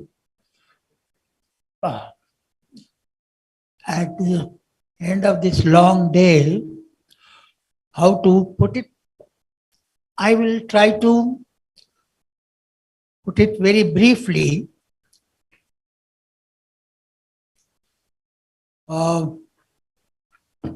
To me, spirituality and religion. First of all, I would like to be very careful about the word religion. Religion in its origin is cognitive. It has spiritual element. When the authors, the prophets, initially give out their prescription for suffering humanity,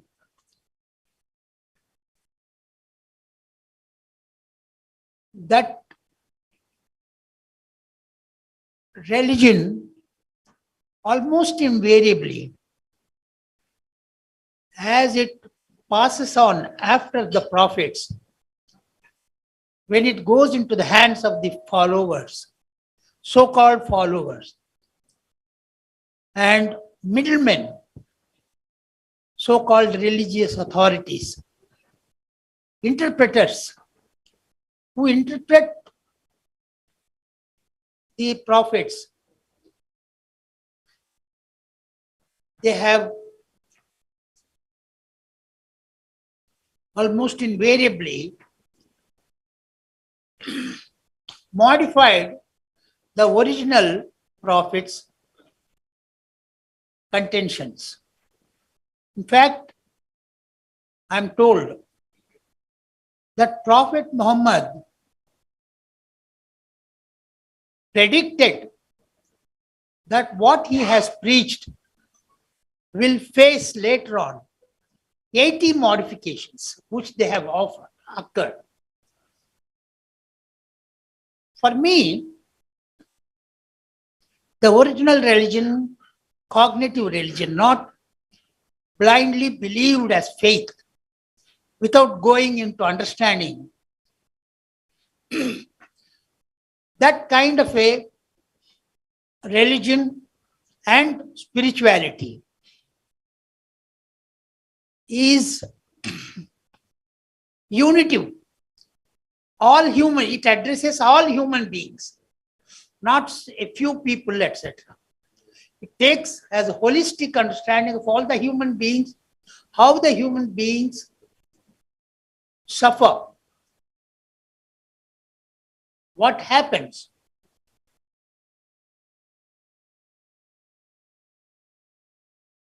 Excuse me if I'm, what from my understanding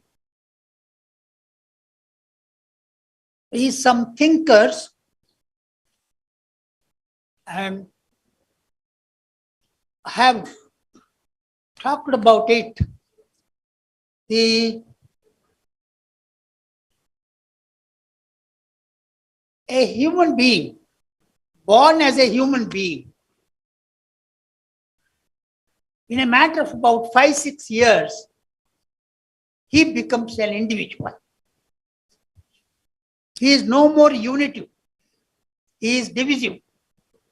Individual, groups, almost every good religion suffers from this. That is called organized religion, as it is practiced.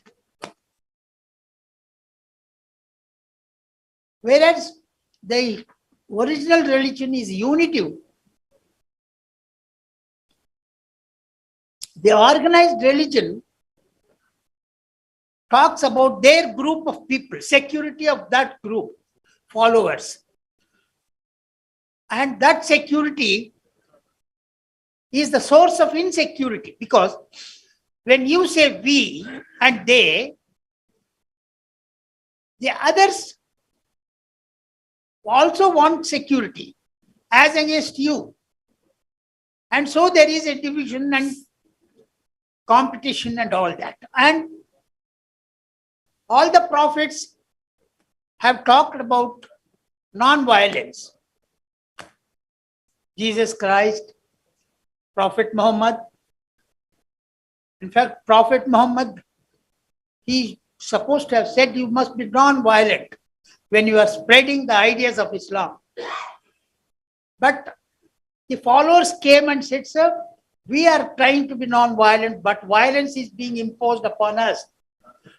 Then as a last resort, he said, to defend yourself, you might become violent. To defend yourself, not by yourself, and by preaching or by trying to expand your ideas, you are not violent. But to defend yourself from violence, you might. And a great thinker has said, in the name of religion, that is divisive religion, organized religion, we are trained to kill each other. You can take so many, almost every religion suffers from this. For example, people from West have gone to Africa, murdered number of people. Whereas the teaching is non-violence and expanding cognitive violence. Why we are suffering? Because we are trying to become individuals instead of a human being. As an individual, when I think of my security, minus me and others, leads to problems. It is that which has to be corrected. And I think I will not take too long a time because I'm conscious we are after a long day. We have an excellent opportunity as psychiatrists. If we understand spirituality as a cognitive process of a fact, it is not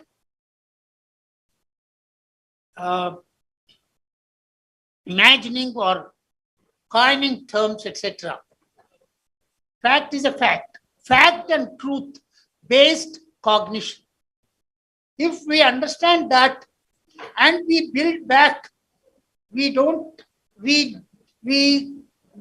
talk about organized religions and what they are doing and promote unitive spirituality and original religion back.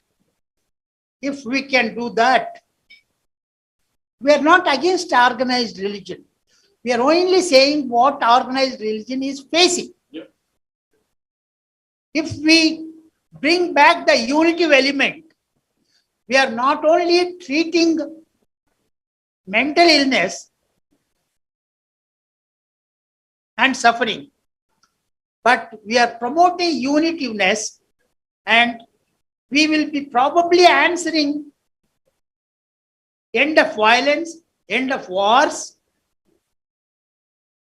For example, Buddha, like a prophet, Buddha used one word as a psychological thing.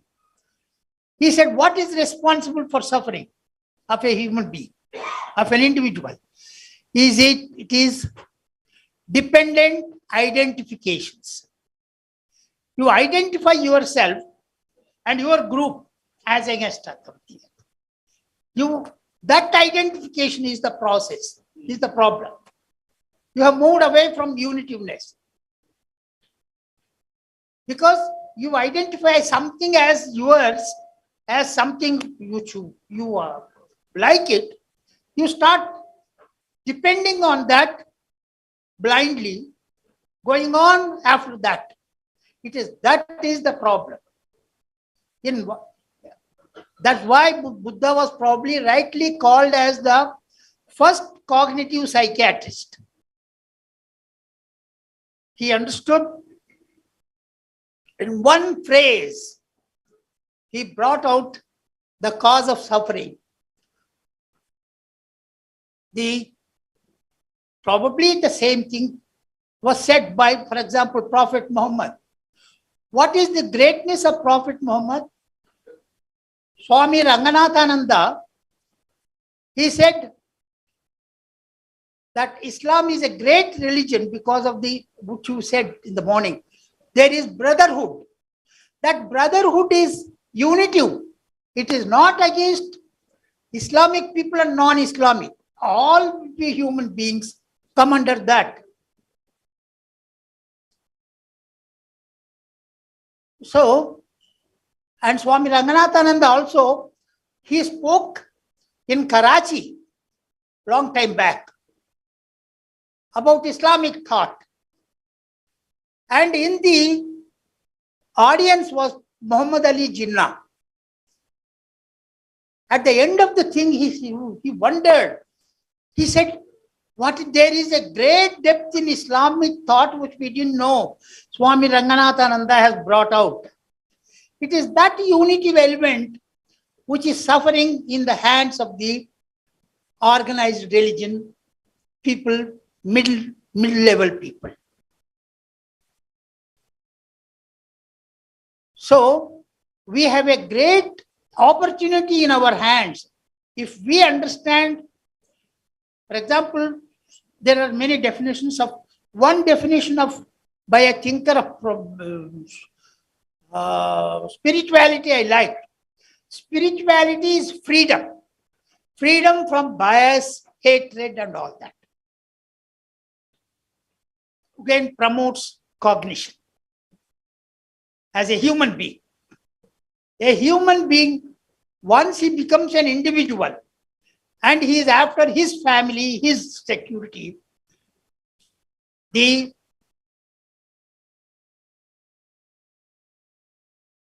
insecurity builds up. You are becoming inhuman. Once you become your own individual sense, your own people, divisive people, etc., etc. We have a great opportunity if we can carry this message. You are with all the religions. You are not against any other religion except the organized religions.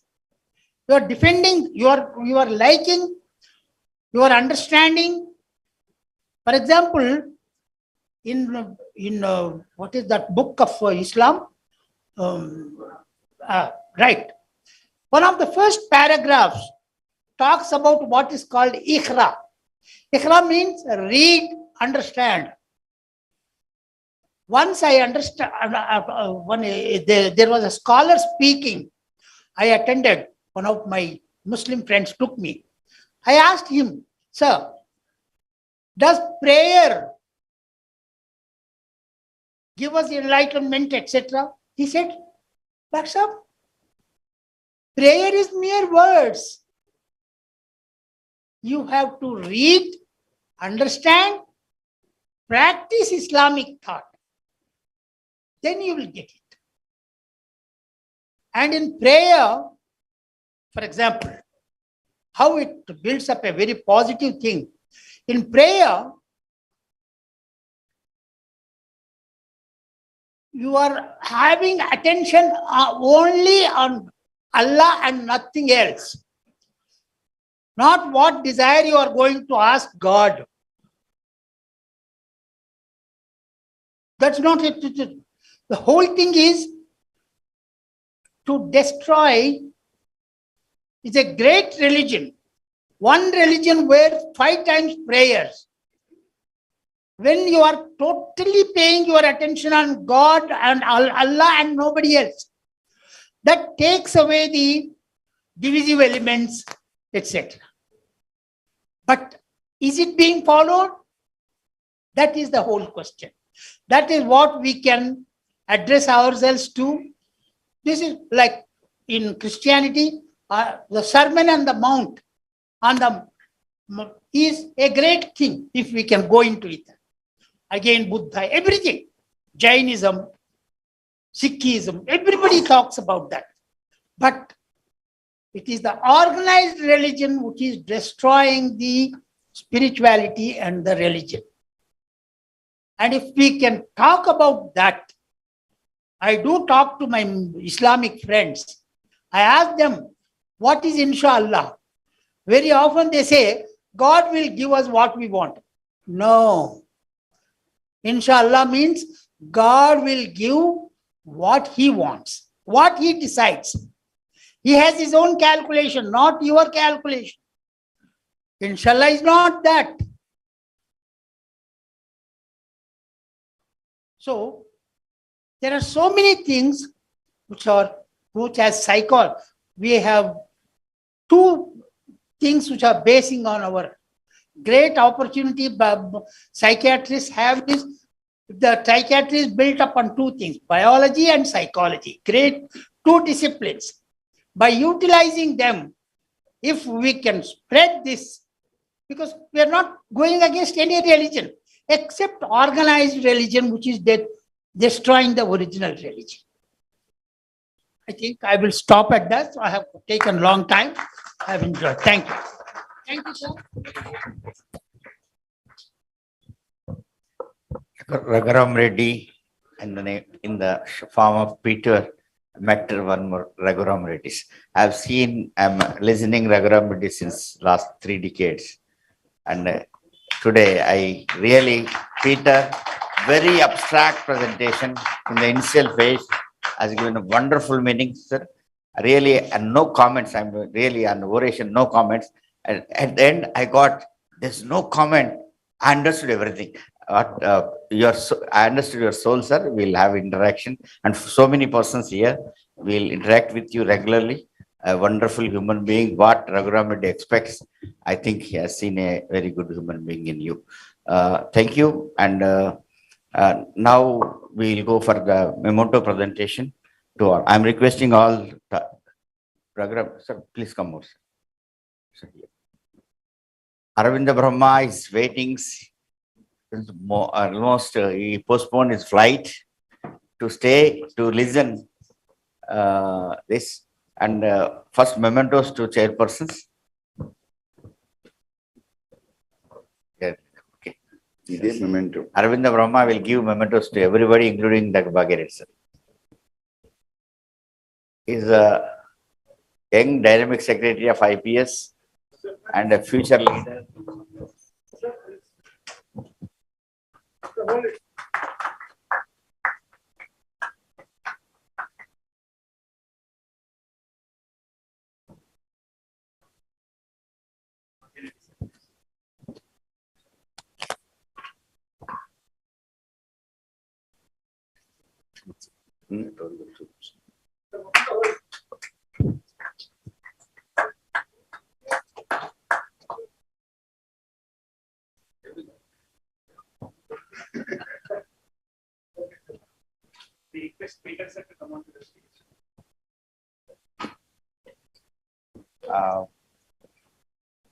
I think memento presentation to Rajesh. Please come over to us.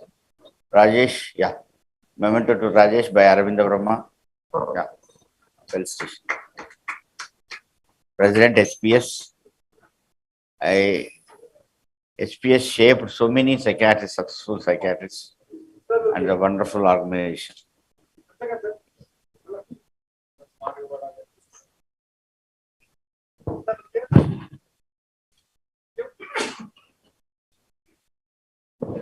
To the Dr. Praveen.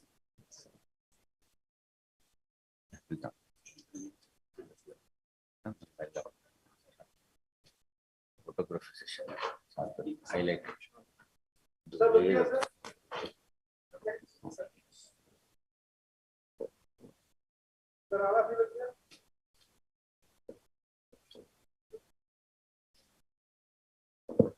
Then memento to Dr. George Reddy, Telangana State Branch President, IPS.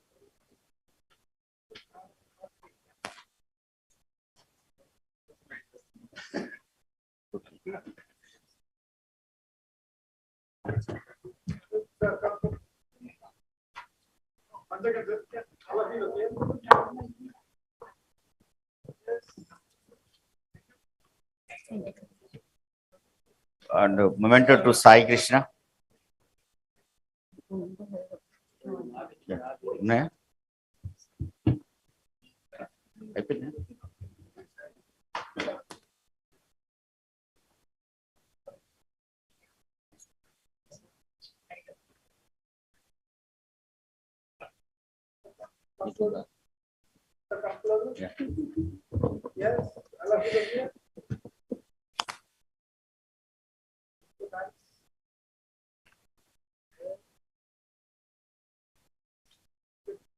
One bouquet to Spurti and Shweta and Sharanya. All three persons, a lot of appreciations to them for their wonderful work since last 3 weeks.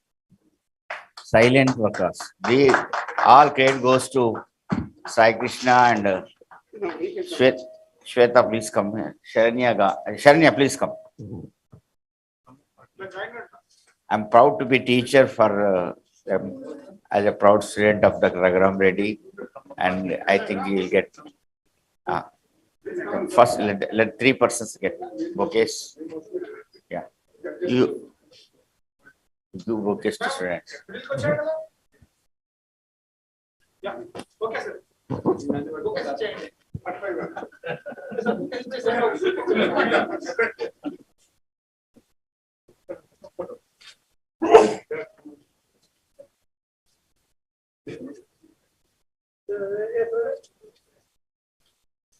All these persons became as assistant professors. All PGs come and take the moment bouquets from your teachers. Yeah.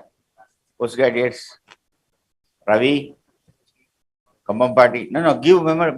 I'm requesting you to give the memo bouquets to them. Yeah. Because, yeah. Ravi, Kamampati, Bhadradri trip, they were very impressive. The Uday Kumar and Mukesh Vaishnav was very impressed about darshan of Yadadri. A special darshan. Yeah, please come. Uttam, come on. All of you. Yeah. Sharanya, give to your, please come, Amma. You come, Varsha. He's also PG. No, I never PG. Yeah, please come. Take from the assistant professor from Man, Patna Mahendra Reddy is Spurti, please give to RVM, please, and Chalmeda. Yeah. Photos, no, only photos. So she's now the assistant or associate? Assistant professor of RVM Med College, Sharanya. Anuya, please come. Yeah. You are future organizers of Raghurami Reddy and other things.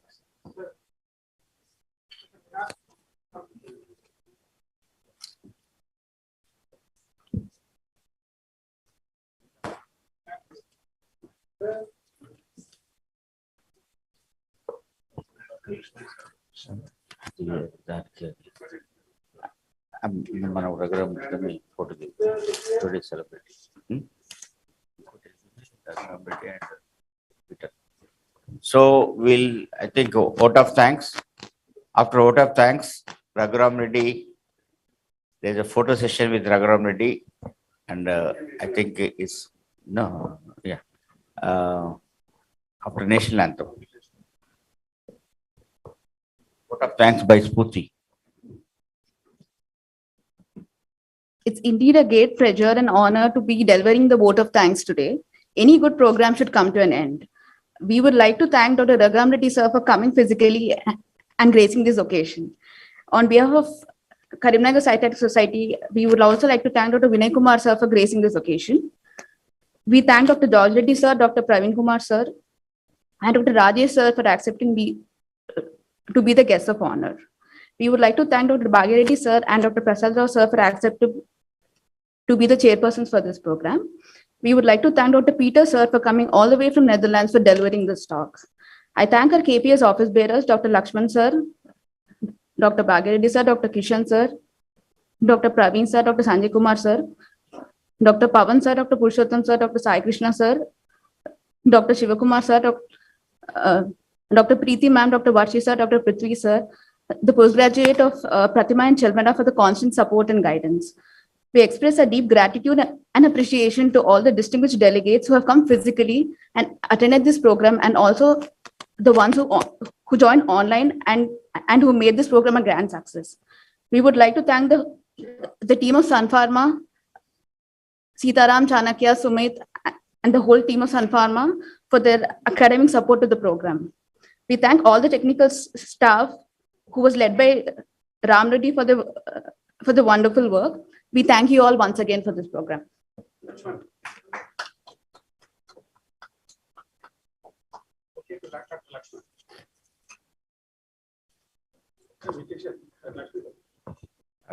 Lakshman and Vishal.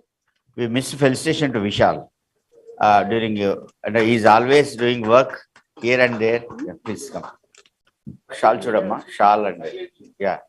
Yes, no, it's day, night. No, your face is telling he received all the guests, especially IPS, and has taken a lot of pains. Please come. During felicitations, he is already doing some work somewhere. Bouquet.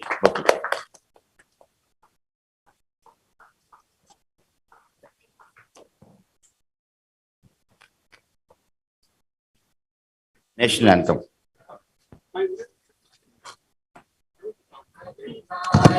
जय हे भारत भाग्य विधाता पंजाब सिंध गुजरात मराठा द्राविड उत्कल बंगा विंध्य हिमाचल यमुना गंगा उच्चल जलधि तरंगा तव शुभ नामे जागे तव शुभ आशीष मागे गाहे तव जय गाथा जन गण मंगलदायक जय हे भारत भाग्य विधाता जय हे जय हे जय हे जय जय जय जय हे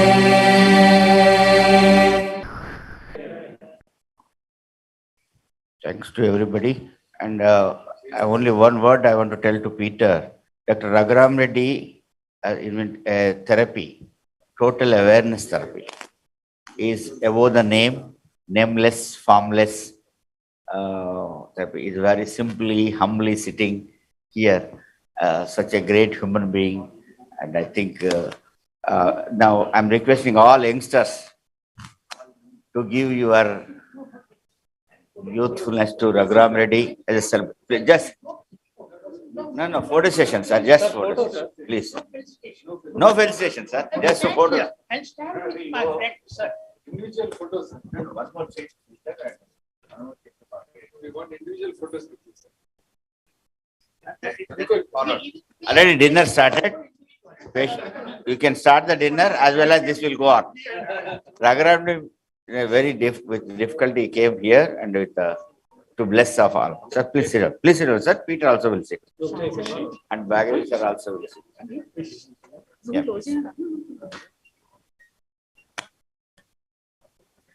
Either. Bhagavi sir. Outside, sir. Bas. KPS members, all KPS, Varsha, Prudvi, Lakshman. The first photograph is, all the way they came from. Young practitioners, Prudvi is a complete scope.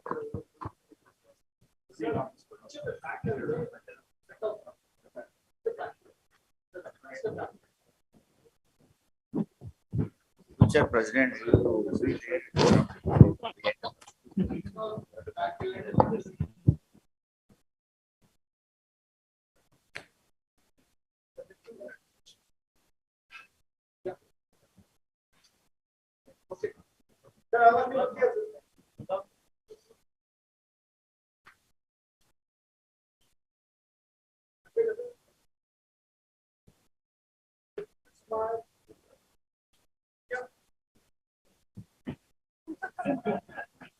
All PGs. Sir, future. All PGs.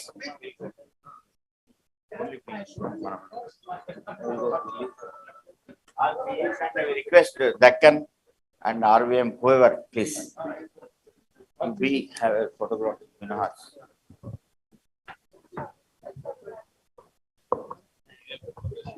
Minhas group, Sharanya group.